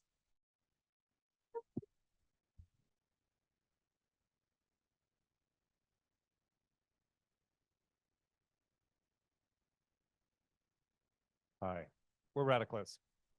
My name is David Basson, and I'm here to talk with you tonight about some radical CO2 catalytic technology. Back in the 70s, there was the brown cloud, and the Clean Air Act was amended so that we could eliminate pollutants from the atmosphere, but not all pollutants were eliminated. Natural gas combusts to almost 100% CO2. And that happens across all kinds of different technologies, water heaters and transportation. The U.S. energy market really hasn't, the U.S. energy emissions for CO2 really hasn't changed over the last 3 decades. And so what we're looking at is essentially evenly distributed CO2 emissions between electrical, transportation, and the built environment. We're going to take our MVP and just address commercial and residential buildings to convert CO2. Our initial approach for our TRL3 is to commercialize it and decarbonize the non-industrial built environment within the United States with carbon capture electric catalytic technology. Essentially, 66% of the buildings in that sector run natural gas or propane as a heating fuel. So, and that actually is across the United States and in the Bay Area, where we hope to start our testing. Most Americans, however, are unaware of technology for carbon capture or sequestration, which means there's about 86 million households across the United States and about 2.7 million households and commercial buildings within the San Francisco Bay Area that could take advantage of this technology if they knew it. Radiclus is going to make that decision easy for them. We can capture and collect and convert CO2 from any of these appliances. But we're going to focus on these 5 right now because what happens? They vent directly to the atmosphere. And with that, we can apply our catalytic magic before it gets to the atmosphere. So we can convert almost 98% or better of the CO2. Our product comparison is car catalytic converters and wood stove converters, $500 to $2,500.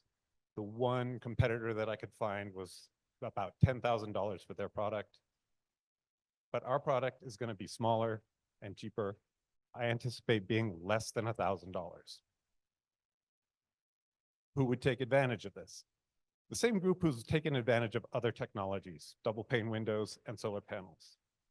And if we just assume a 1% of that population, we would have an obtainable market in the US of $4 billion and an obtainable market in the San Francisco Bay Area of $75 million.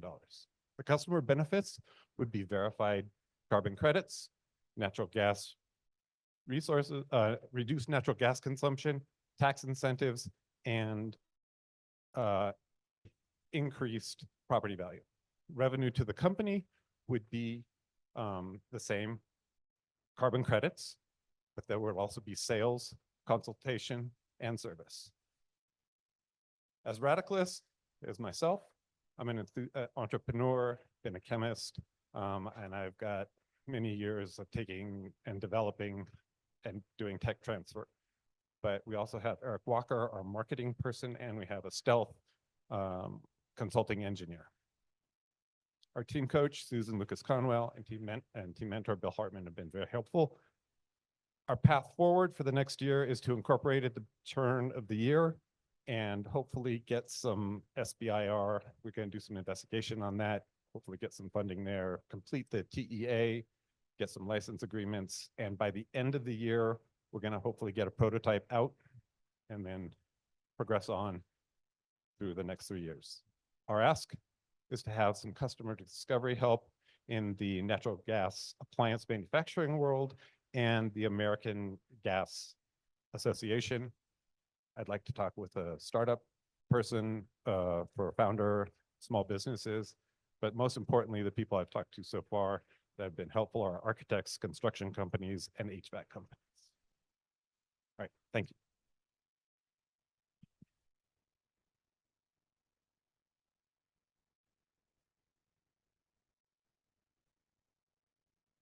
Thank you. So would your ultimate customer be like the HVAC companies who are going to install these, or are you planning to do that? And then who would be doing the like repair work or any of that? Is it going to be like a train the trainer kind of model? So it would probably be the company would have the product, right? And my thought is that the architects and the construction companies and the HVAC companies would help us with installation and getting the product to the market. Right.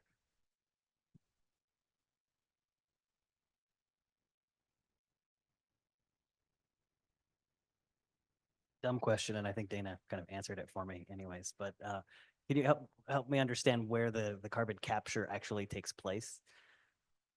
In the catalytic magic. No, so there's a flue. All of those appliances have a flue. All we're going to do is interrupt that flow to the atmosphere, collect it in the catalytic magic, and recycle it or sell it.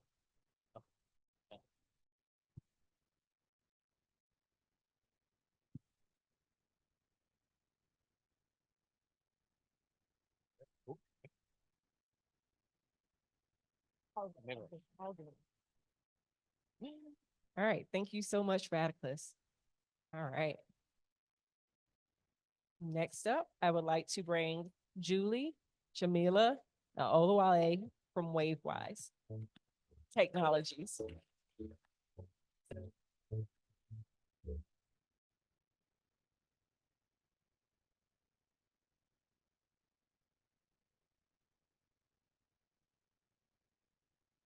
Coastal communities are running out of time. A few years ago, I was assisting an emergency manager after the state of Florida had been hit with a hurricane of Category 5. And as he looked around at the destruction, he said to me, we can't go on like this. Homes, businesses, lives are being washed away. Something has to be done. This is bigger than us. And in fact, trillions of dollars are being washed away from communities every year. $1.4 trillion at risk for homes and businesses. 60,000 plus miles of infrastructure. That's bridges and roads being washed away, and it's only getting worse. This is an image of St. Augustine, Florida, where flooding is a regular occurrence. They are struggling to adapt to the rising tides, and they're looking for innovative technology to secure this historical destination for future generations. So in that, we have come together to hopefully solve that issue. And with 500 floods happening every year, this is not just St. Augustine, Florida, but globally, things are being disrupted. A disruptive new era of coastal risk demands us to usher in a new era of coastal resilience, an innovative new solution that's capable of harvesting wave energy 24/7, capable of storing that energy and deploying it for immediate disaster relief operations or as an alternate source of power, capable of absorbing storm surges and converting its extra energy into power, a solution that can run through the cycle 24/7, harvesting energy while protecting our coastal communities, a solution that pays for itself.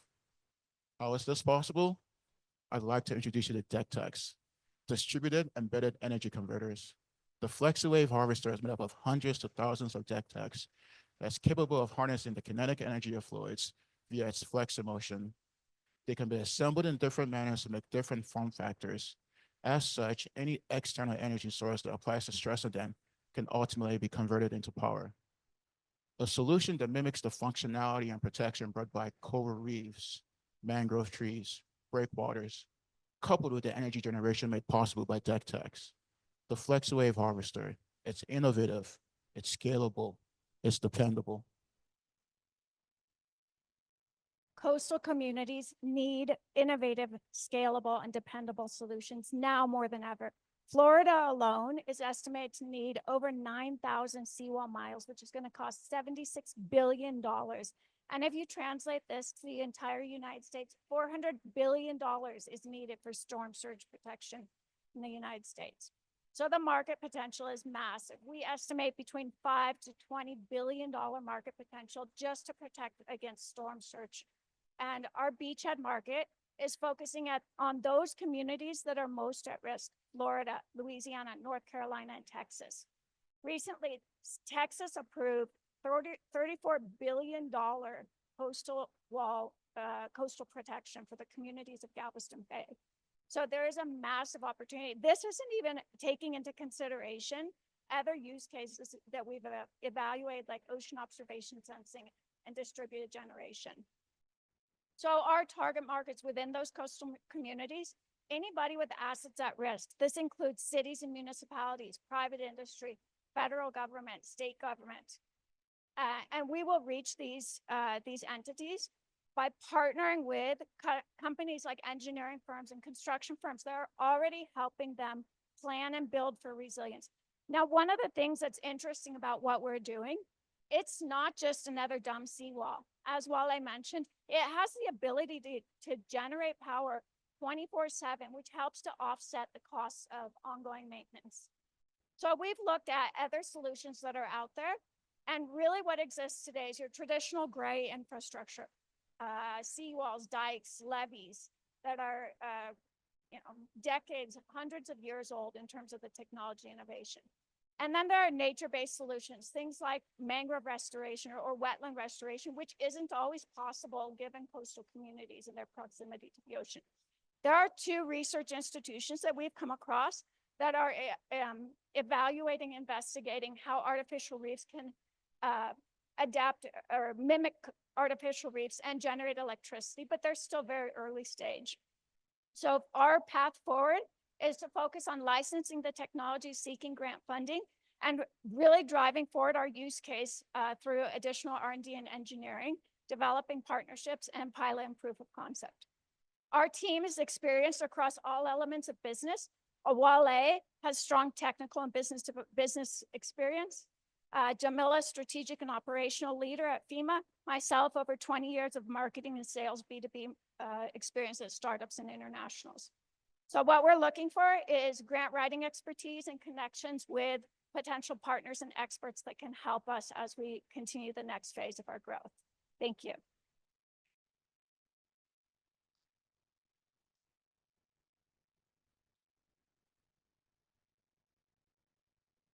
Can you talk a little bit about what the intersection with utilities would be? Did you speak with them in your customer discovery conversations? What kind of infrastructure would be required to get that energy back on the grid? Yeah, that's a very good question. We didn't talk to any utilities. We spoke to a number of different entities, from the consultants to the cities to other entities that are involved in wave energy converters. One of the key challenges is exactly that, getting the power back to grid. And so what we're looking at is battery storage that could potentially be used in disaster recovery and relief. So we spoke with a senior official at the Department of Transportation in Florida, where he said, I would just love to have, the ability to have the lights on when there's a disaster, because people are still out driving around and we're bringing in generators. So we don't even need a ton of power. Or we spoke to a senior official from FEMA. They just want to have power to a single room in a hospital. So what we would likely have is battery storage that can be deployed as needed.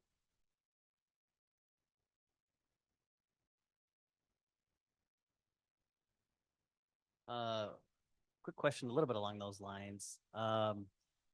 What's the durability of this, and who takes responsibility for it once it's been constructed?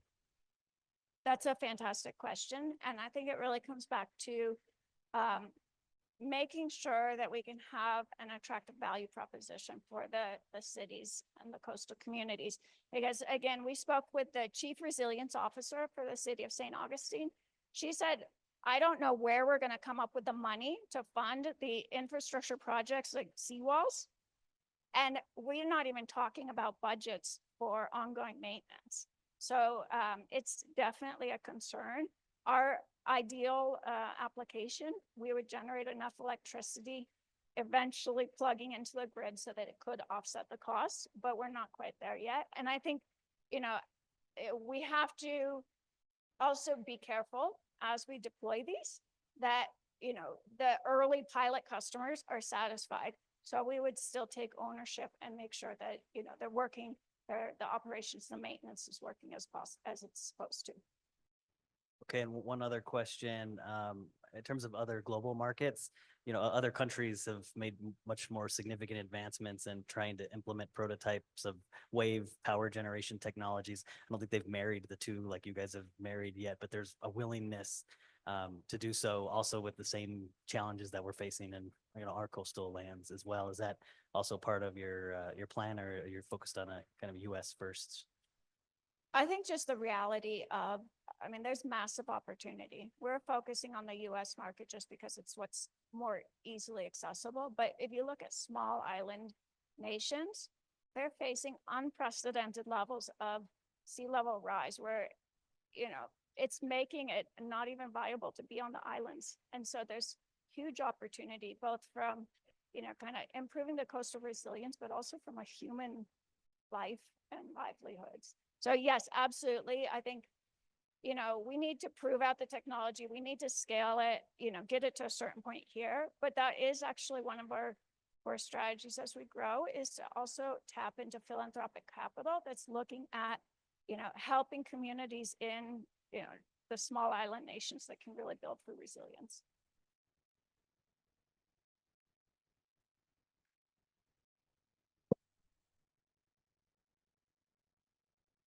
All right, thank you, WaveRise Technologies.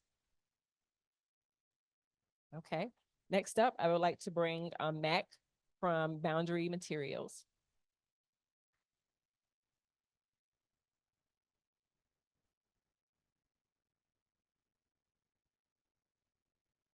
Hello, everybody. Can you hear me? Good. All right. I'm Mac Hopen, and we are Boundary Materials, making material progress. The ages of humanity are defined by the materials that we use to create and live our lives within them. Stone tools led to wooden structures, which led to ceramics, metalworking, glass, eventually to the silicon and metal structures that define our world today. Embedded within these materials are processes. To advance materials forward, we need to advance material processes to make sure that we can work with them, to shape them, get the structures, the sizes, the compositions to make them useful to us. The two methods shown here on the screen, the Czochralski process and precipitation hardening, are responsible for the computers driving everything around us today and the airliners and cars that we drove in here on. Without this ability to push material science forward, there are problems. Hardware designers today in demanding applications are facing a problem. Material science to some degree has plateaued. The processes of the past are preventing them from designing applications of the future. Just within this X-51 Wave Rider developed by NASA, there are 19 different material families, not alloys, not specific classes of material, but 19 different families, just comprising the thermal protection, the structures, all of these needed to make this function as necessary.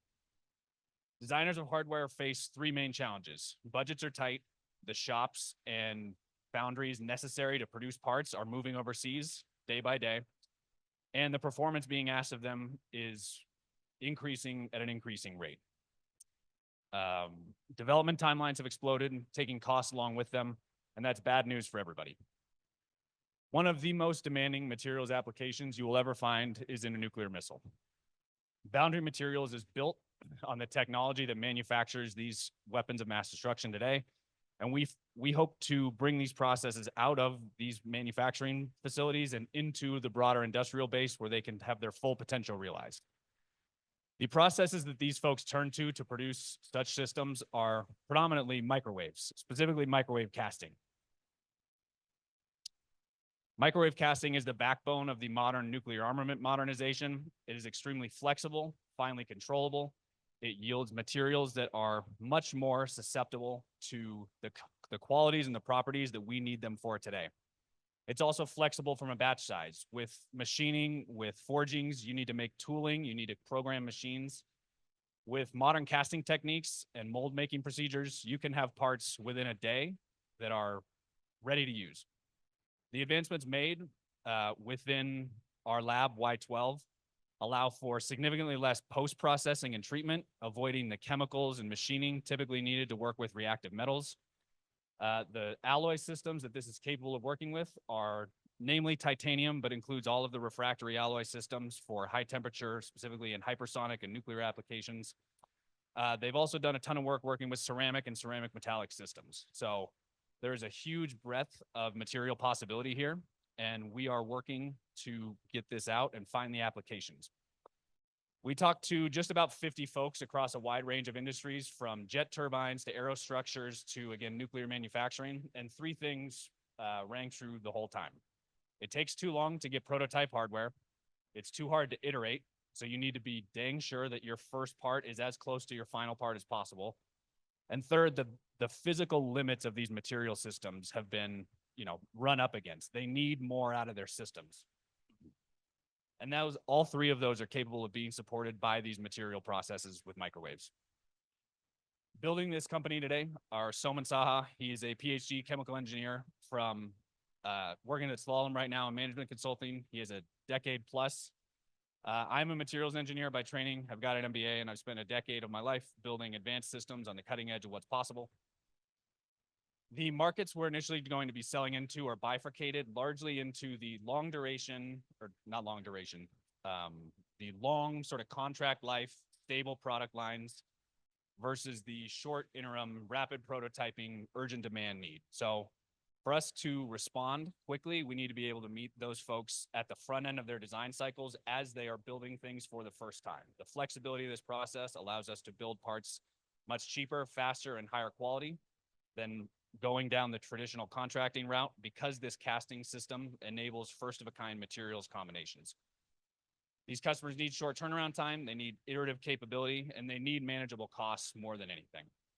We have ongoing partnership discussions with many of the leading aerospace and rocketry companies that you would be familiar with.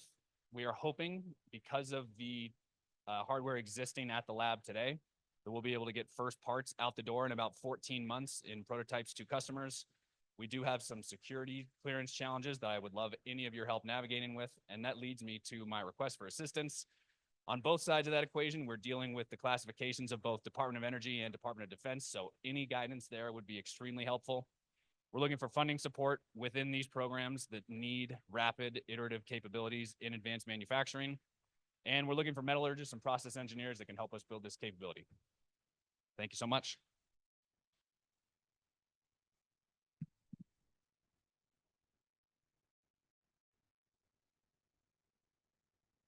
If you wouldn't mind just clarifying something for me, is this a service or a product? Are you going to sell the machines for them to be able to do their own casting, or are you providing the laboratory service for that? We expect to be producing parts. That is largely twofold. One, the margins that you can make selling parts over the life of that system are much greater. And second, there's probably going to be some export restrictions on where and who we can sell to. So, but you'd be doing custom parts using the technology out of your facility. Yes, is that so we'll be correct? working with hardware engineers to get them parts that they can use in their systems. Okay, thank you.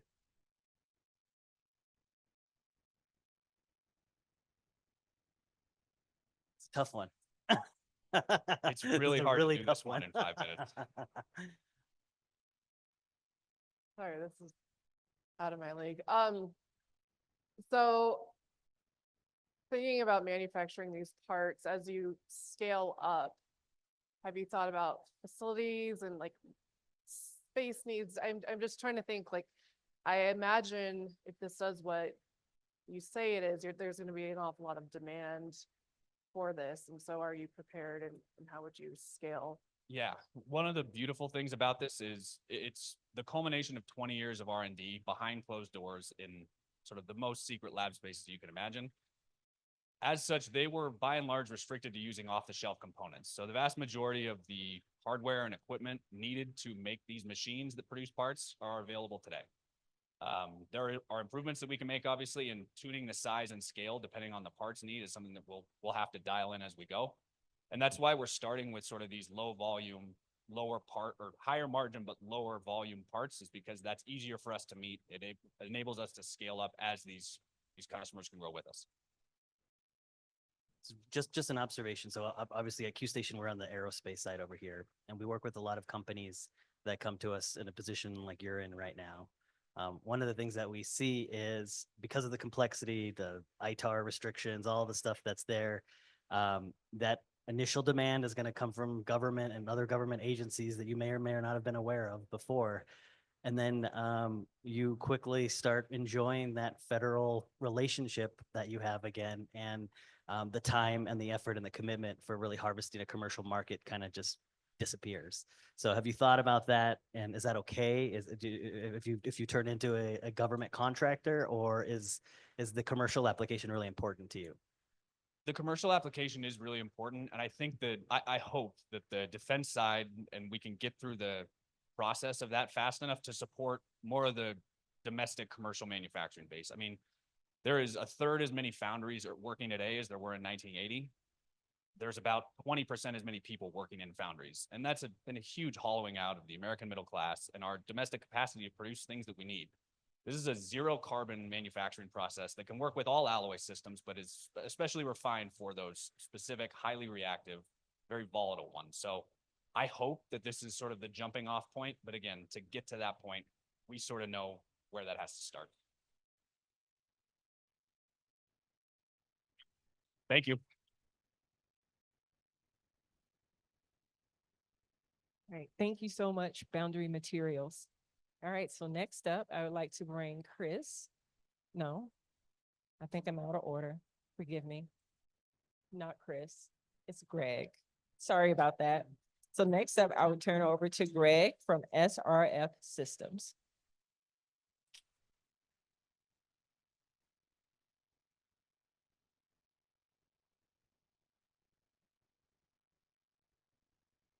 Hello. We are SRF Systems, and I'm Greg Michelson. Biomaterials are commonly disposed of even though they have value. In wastewater treatment facilities, biomaterials are referred to as biosolids. Dealing with biosolids can be cumbersome and expensive.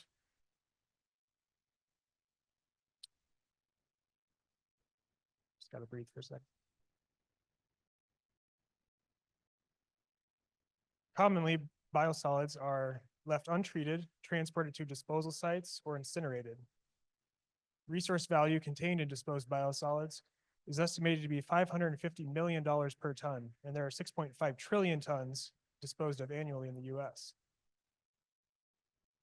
4% of all wastewater treatment facilities produce over half of the biosolids disposed of in the US. This is an image of a wastewater stream containing solids in one of those large wastewater treatment facilities. This stream could be treated and then coupled with dewatering techniques to produce fertilizer. Disposal of biosolids is a major issue. There are market pressures to reduce incineration and the disposal. These come from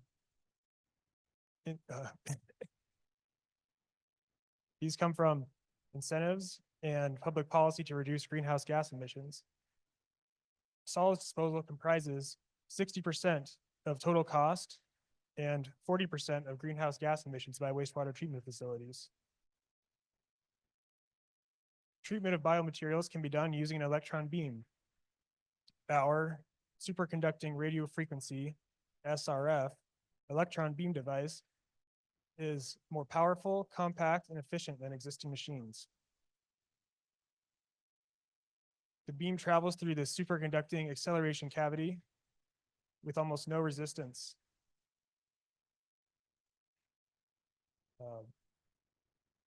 Which greatly increases the energy efficiency of the overall device, and the material must be kept cold to maintain its superconducting properties.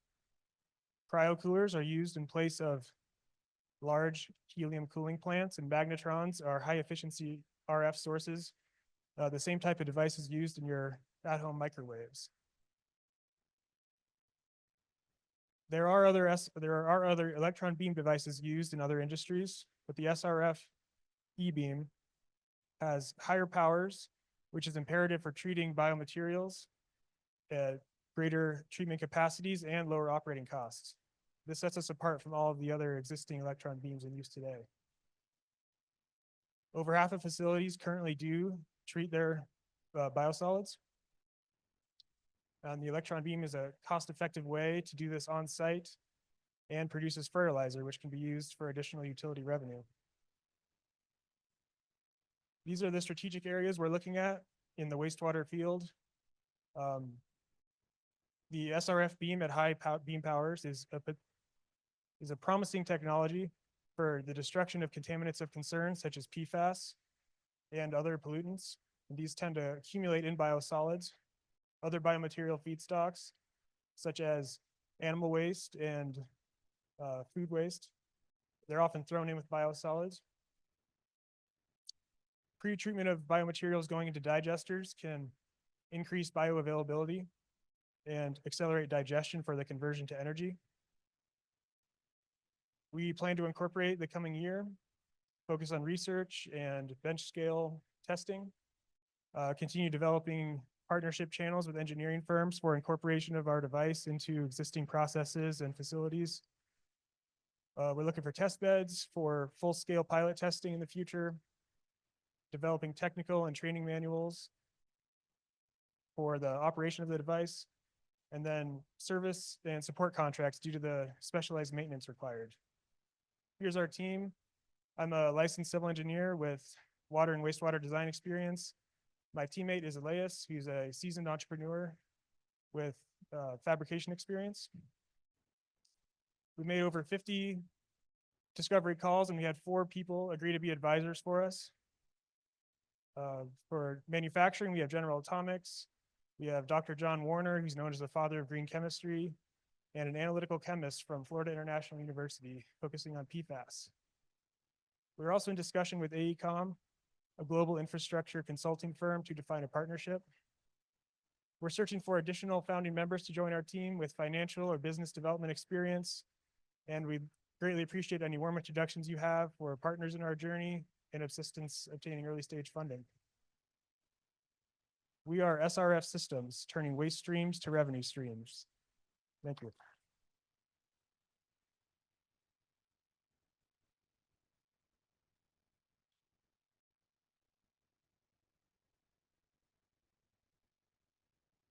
how easily does this integrate into existing wastewater treatment facility equipment? And then I know a lot of the wastewater treatment facilities, especially in the US, are aging. And so is this an opportunity to, you know, address that, or how's it going to integrate, I guess? Certainly, yes. Well, the compact size of our device is a major plus because all wastewater treatment facilities running out of space for new additions to their facilities. So that's a major plus we have to be more easily fit in. Like you mentioned, certainly the aging infrastructure is a major issue in the US. That's one reason that a facility would consider using an electron beam. Another is changing regulations. I think everyone's heard of the PFAS regulations being handed down. Our device has potential to deal with that in the biosolid space as well as others. So there are reasons out there why companies will be looking for something like this.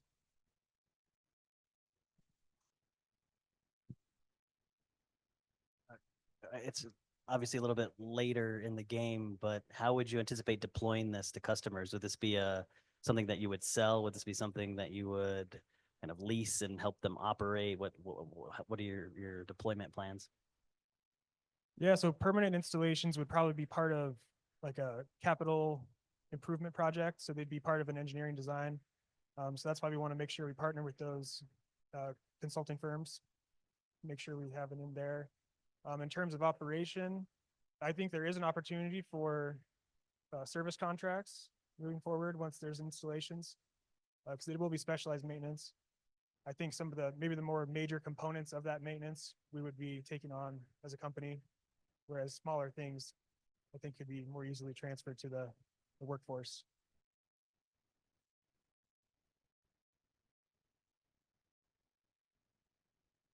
Building off of that a little bit, so you referenced the differences between existing similar mechanisms.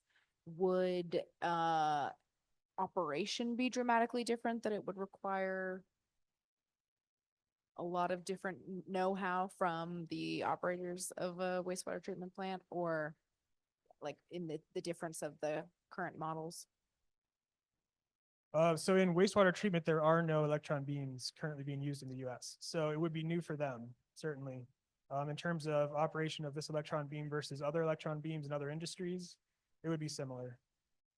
Probably more simplified due to some of the off-the-shelf components that make up our device. So.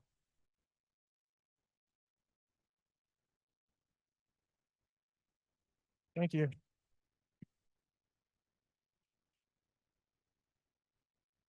Thank you so much, SRF Systems. Okay, next up, I would like to bring Chris from Solar Flame.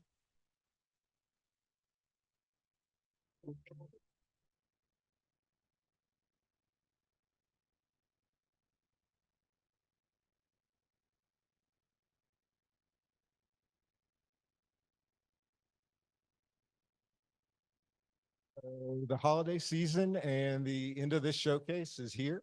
That means something different for each of us. We can all relate to Amazon boxes stacking up on our front doorstep. Dana, you might just be waiting for Starbucks peppermint seasonal mocha to come. I'm looking around and see a lot of you probably looking over there when they're cashing those drink tickets. The point is, all of these things have one thing in common: industrial process heat. Industrial heat accounts for 20% of the global emissions. Global industry spends $100 billion on inefficient, carbon-intensive heating equipment.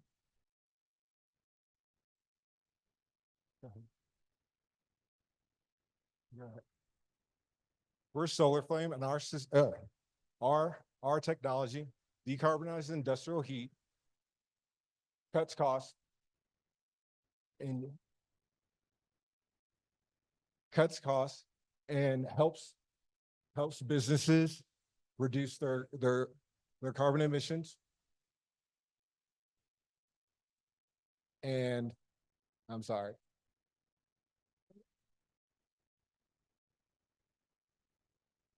We use solar power in two distinct ways. Directly by using solar panels, or I'm sorry, by using parabolic troughs to heat our solar roaster, and indirectly using solar panels to divert energy to our solar storage and then heat our solar roaster.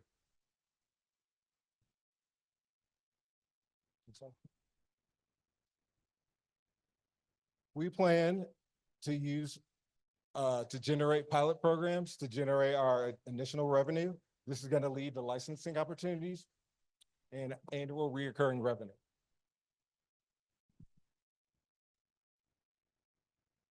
Alone, the US uses $35 billion on industrial process heat equipment operating below 500 degrees Celsius. Initially, we're going to focus on ESG conscious manufacturers from the coffee and cacao roasting equipment. Our discovery confirmed that this is going to enhance the product development and enable farmers to export higher value products. This is going to unlock premium markets where we're going to be able to focus on certifications like B Corp and I'm so sorry, like B Corp and trade and fair trade. This is going to unlock premium markets where we are going to produce, they're going to unlock ethically sourced products that command higher premiums. Our competitors can't match Solar Flame's what Solar Flame offers. This is because their solutions are costly and they're tailored towards large organizations, and they're inaccessible to small businesses. This is going to enable Solar Flame a position to slide into the market.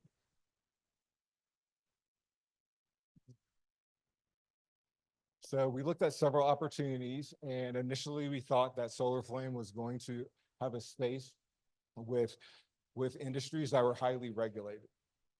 So this was actually confirmed, but then we found out that they're also highly risk averse.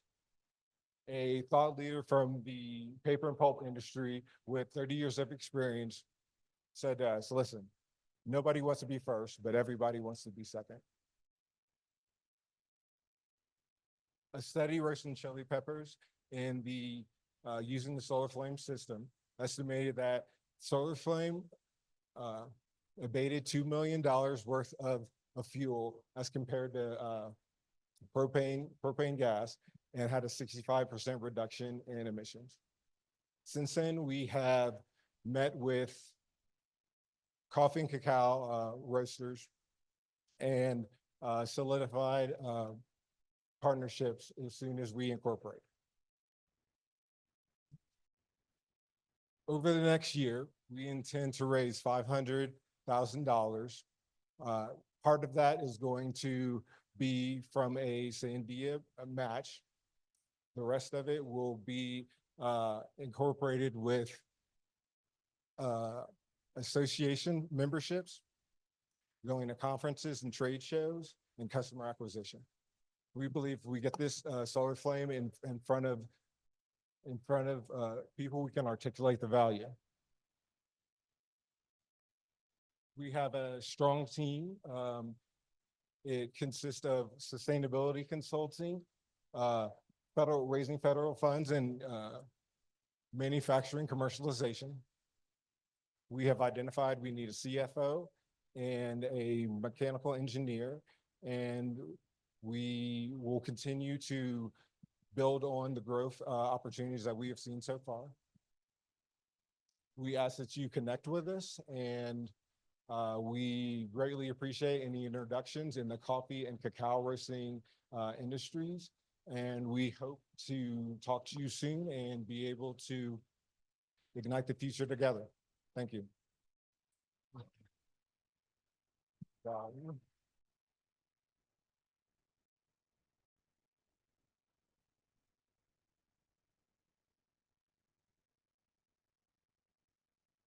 Can you elaborate a little bit on what how the or indirect solar element factors in terms of, would it be reliant on a customer having solar already, the solar panels ready, or perhaps I'm misunderstanding? So if so, educate me.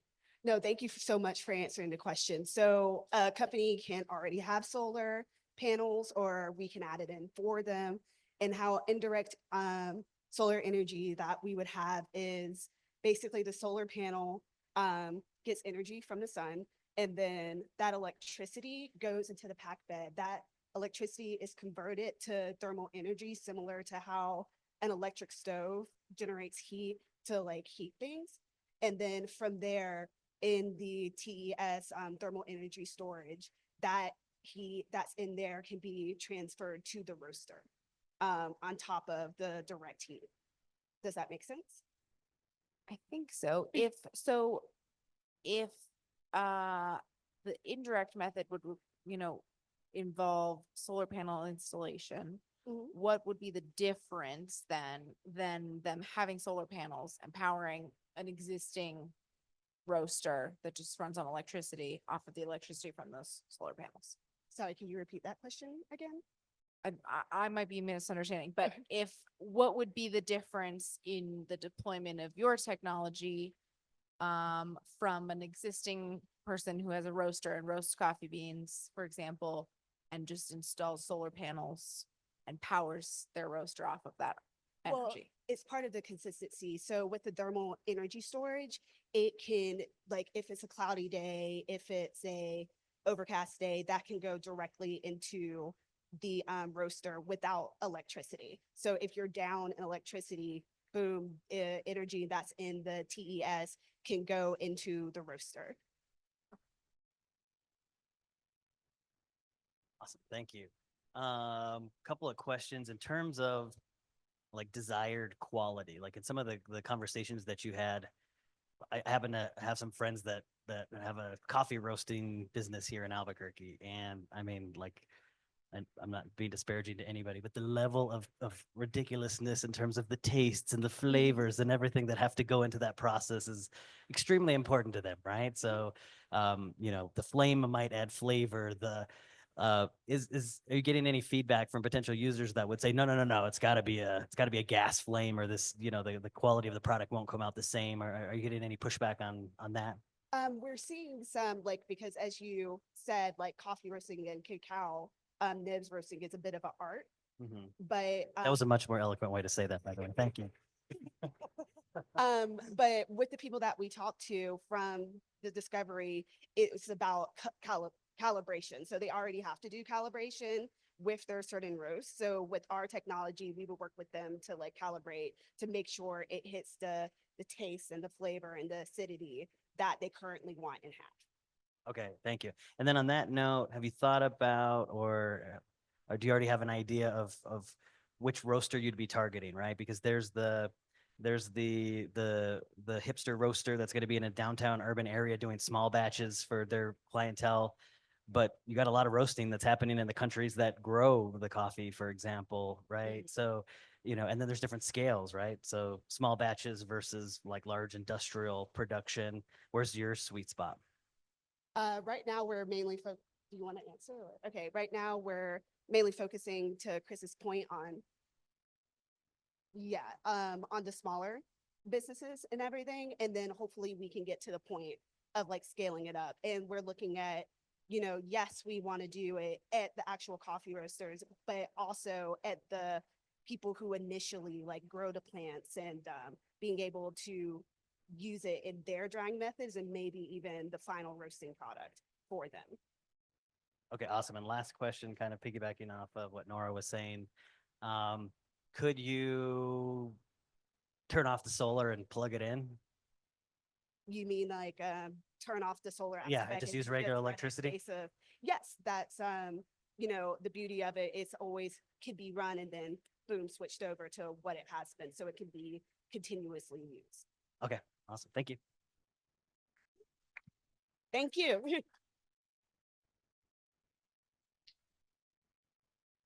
Thank you. Can we get a round of applause for Solar Flame?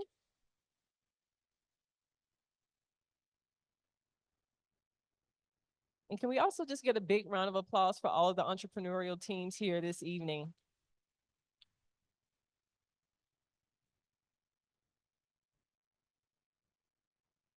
Great job, everyone. All right, so we're now at the part of the evening where we're going to allow our judges an opportunity to do some deliberation.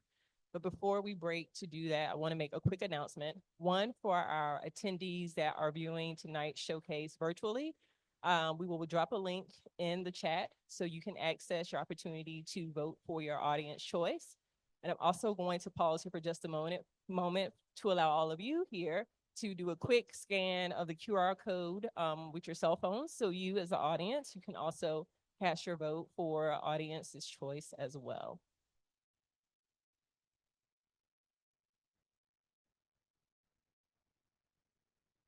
I was told by my colleague Emmanuel, give everyone about 30 seconds.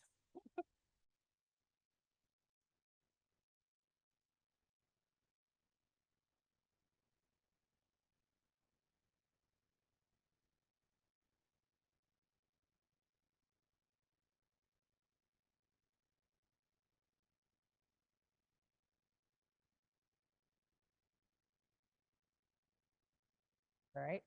So I think, does everyone have it before all right, everyone's good there. All right. So while our judges are deliberating and some of you in the audience are kind of filling out the form to vote for the audience choice, I would now like to turn it over to Kelly Howie. She's the DOE Boost Program Lead and Sandia Manager of Business Development. Kelly.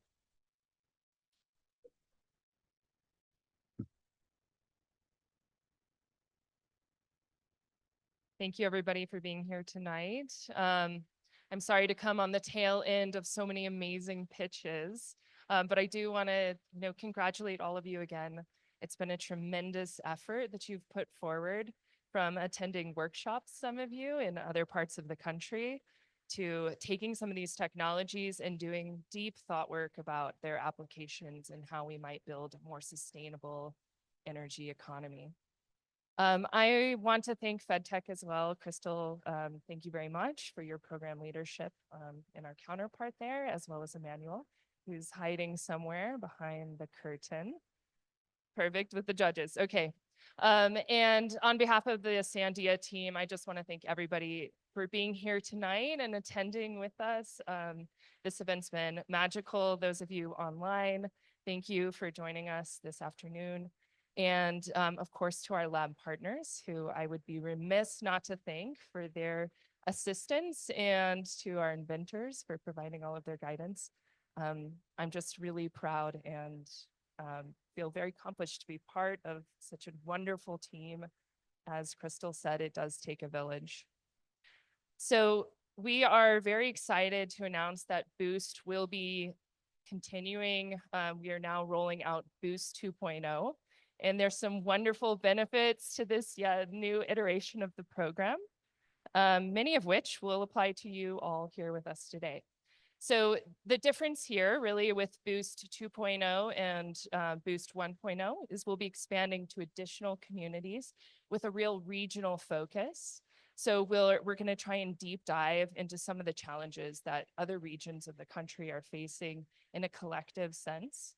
We are also leveraging the expertise of a deployment partner network who will help us make public and private partnership opportunities more accessible for our entrepreneurs in the program. I also want to say that we are revamping the workshop methodology. So as I said, we're focusing on fewer communities, which we think will enable us to connect at a deeper level within those communities, thus creating better partnership networks for all of you entrepreneurs in them. And then finally, the most exciting part is that we are offering now an alumni advising program that is extended to both cohort 1 and cohort 2 of our Boost 1.0 program. So we will be sharing more announcements with all of you, but we hope to see you in those alumni workshops, connecting with our alumni advisor network, and really continuing to build on the success of the companies that you have spun out already. As Mary mentioned, this program is not just about creating startups. It's about building a future where innovation drives economic empowerment for communities across the country. In New Mexico, I just want to put a plug. I live in the wonderful city of Albuquerque. I've been here for nearly 20 years, and I come from a coastal community, so familiar with a lot of challenges in other areas of the country. We have our own here in New Mexico as well. And we also have some wonderful advantages here within the DOE labs here in New Mexico, Los Alamos, and Sandia National Labs. We offer some incentives, some of which I hope you've talked to some of my partners in the room here today about. We have the New Mexico Small Business Assistance Program, where businesses such as yourself can continue to work with PIs at the national labs to gain expertise at no cost to you, up to $40,000 in effort on their part. And then beyond that, we have the Technology Readiness Gross Receipts Initiative, made possible by Nora and team at New Mexico Economic Development. That offers you $150,000 of technical assistance from laboratory PIs at Sandia. So do continue to have conversations, explore those opportunities. I've seen some of our alumni from Boost 1.0 who've taken advantage of these programs here with us today, and I hope you'll connect with some of them. I will turn it over back to Crystal here in a moment and let some music play as we all think about the wonderful things that we've learned and heard and seen this evening. But I just want to say, take advantage of this evening to really network and continue to expand and develop those partnerships that you have all started through this program. And I look forward to meeting each of you individually, whether it's today or through our alumni programs. And I want to thank you again for all of the effort and courage and just innovation that you've put into this program. So thank you very much.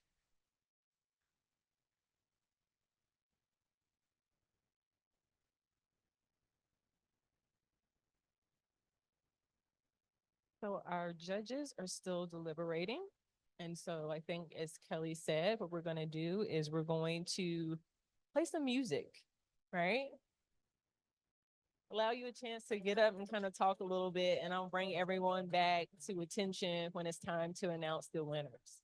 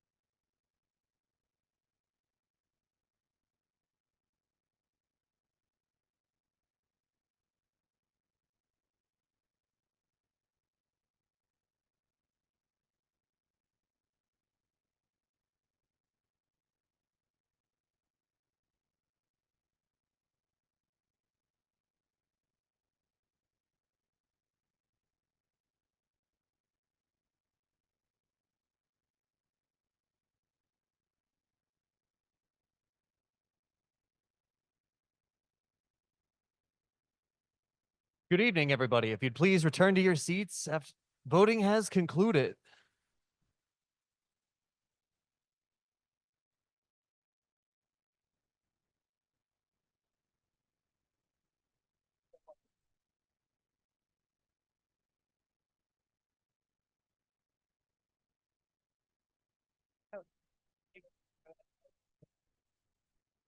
All right, ladies and gentlemen, we're finally at that ending portion of the night. We finally have the winning recipients ready to be awarded. So if we could make the announcement, we'll then allow everyone a chance to kind of disperse and enjoy some intermission, enjoy some more drinking and mingling. And so at this time, I'm going to turn it back over to Kelly to do the award announcements.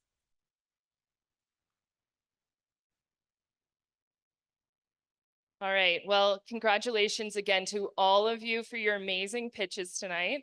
I am very excited to announce the audience choice of the evening is Parawatt with their Paramag inductor technology. Congratulations, you two. Yeah, come up. Come on up.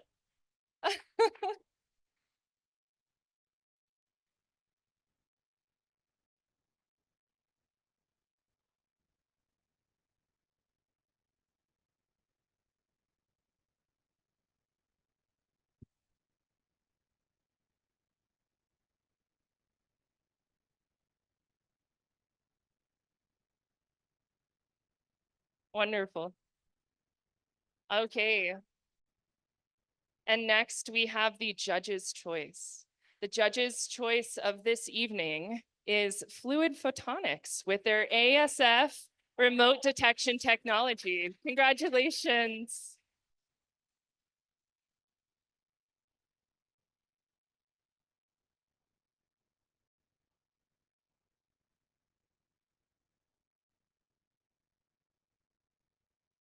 Congratulations to all of you, and congratulations to our two winners. All right. So I would like to thank everyone for their patience with us this evening and just being a part of such an amazing experience.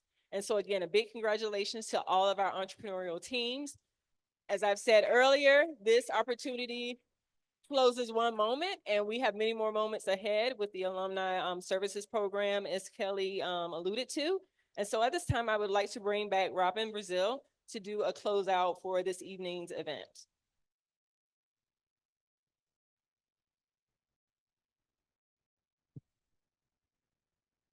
Is it still on? Okay. Well, I know you guys have heard from so many people, so I'll make it brief. Again, just taking away the village mantra. So please, anybody that's in the room that hasn't touched Boost in some way, think about how you could interact. Again, really excited that we have alumni services. I met quite a few providers in this room. Great to keep it local as well. So we're looking to make sure that we expand that. So please reach out to the Sandia team, the FedTech team, figure out ways that you can engage. And very excited that we get to keep working with all of you. So congrats to the winners. Please stick around, enjoy a beverage, mingle with the teams. And thanks for everyone for coming out tonight. And again, to our judges, Q Station, and the whole village that made this possible. Thanks, everybody. Yep.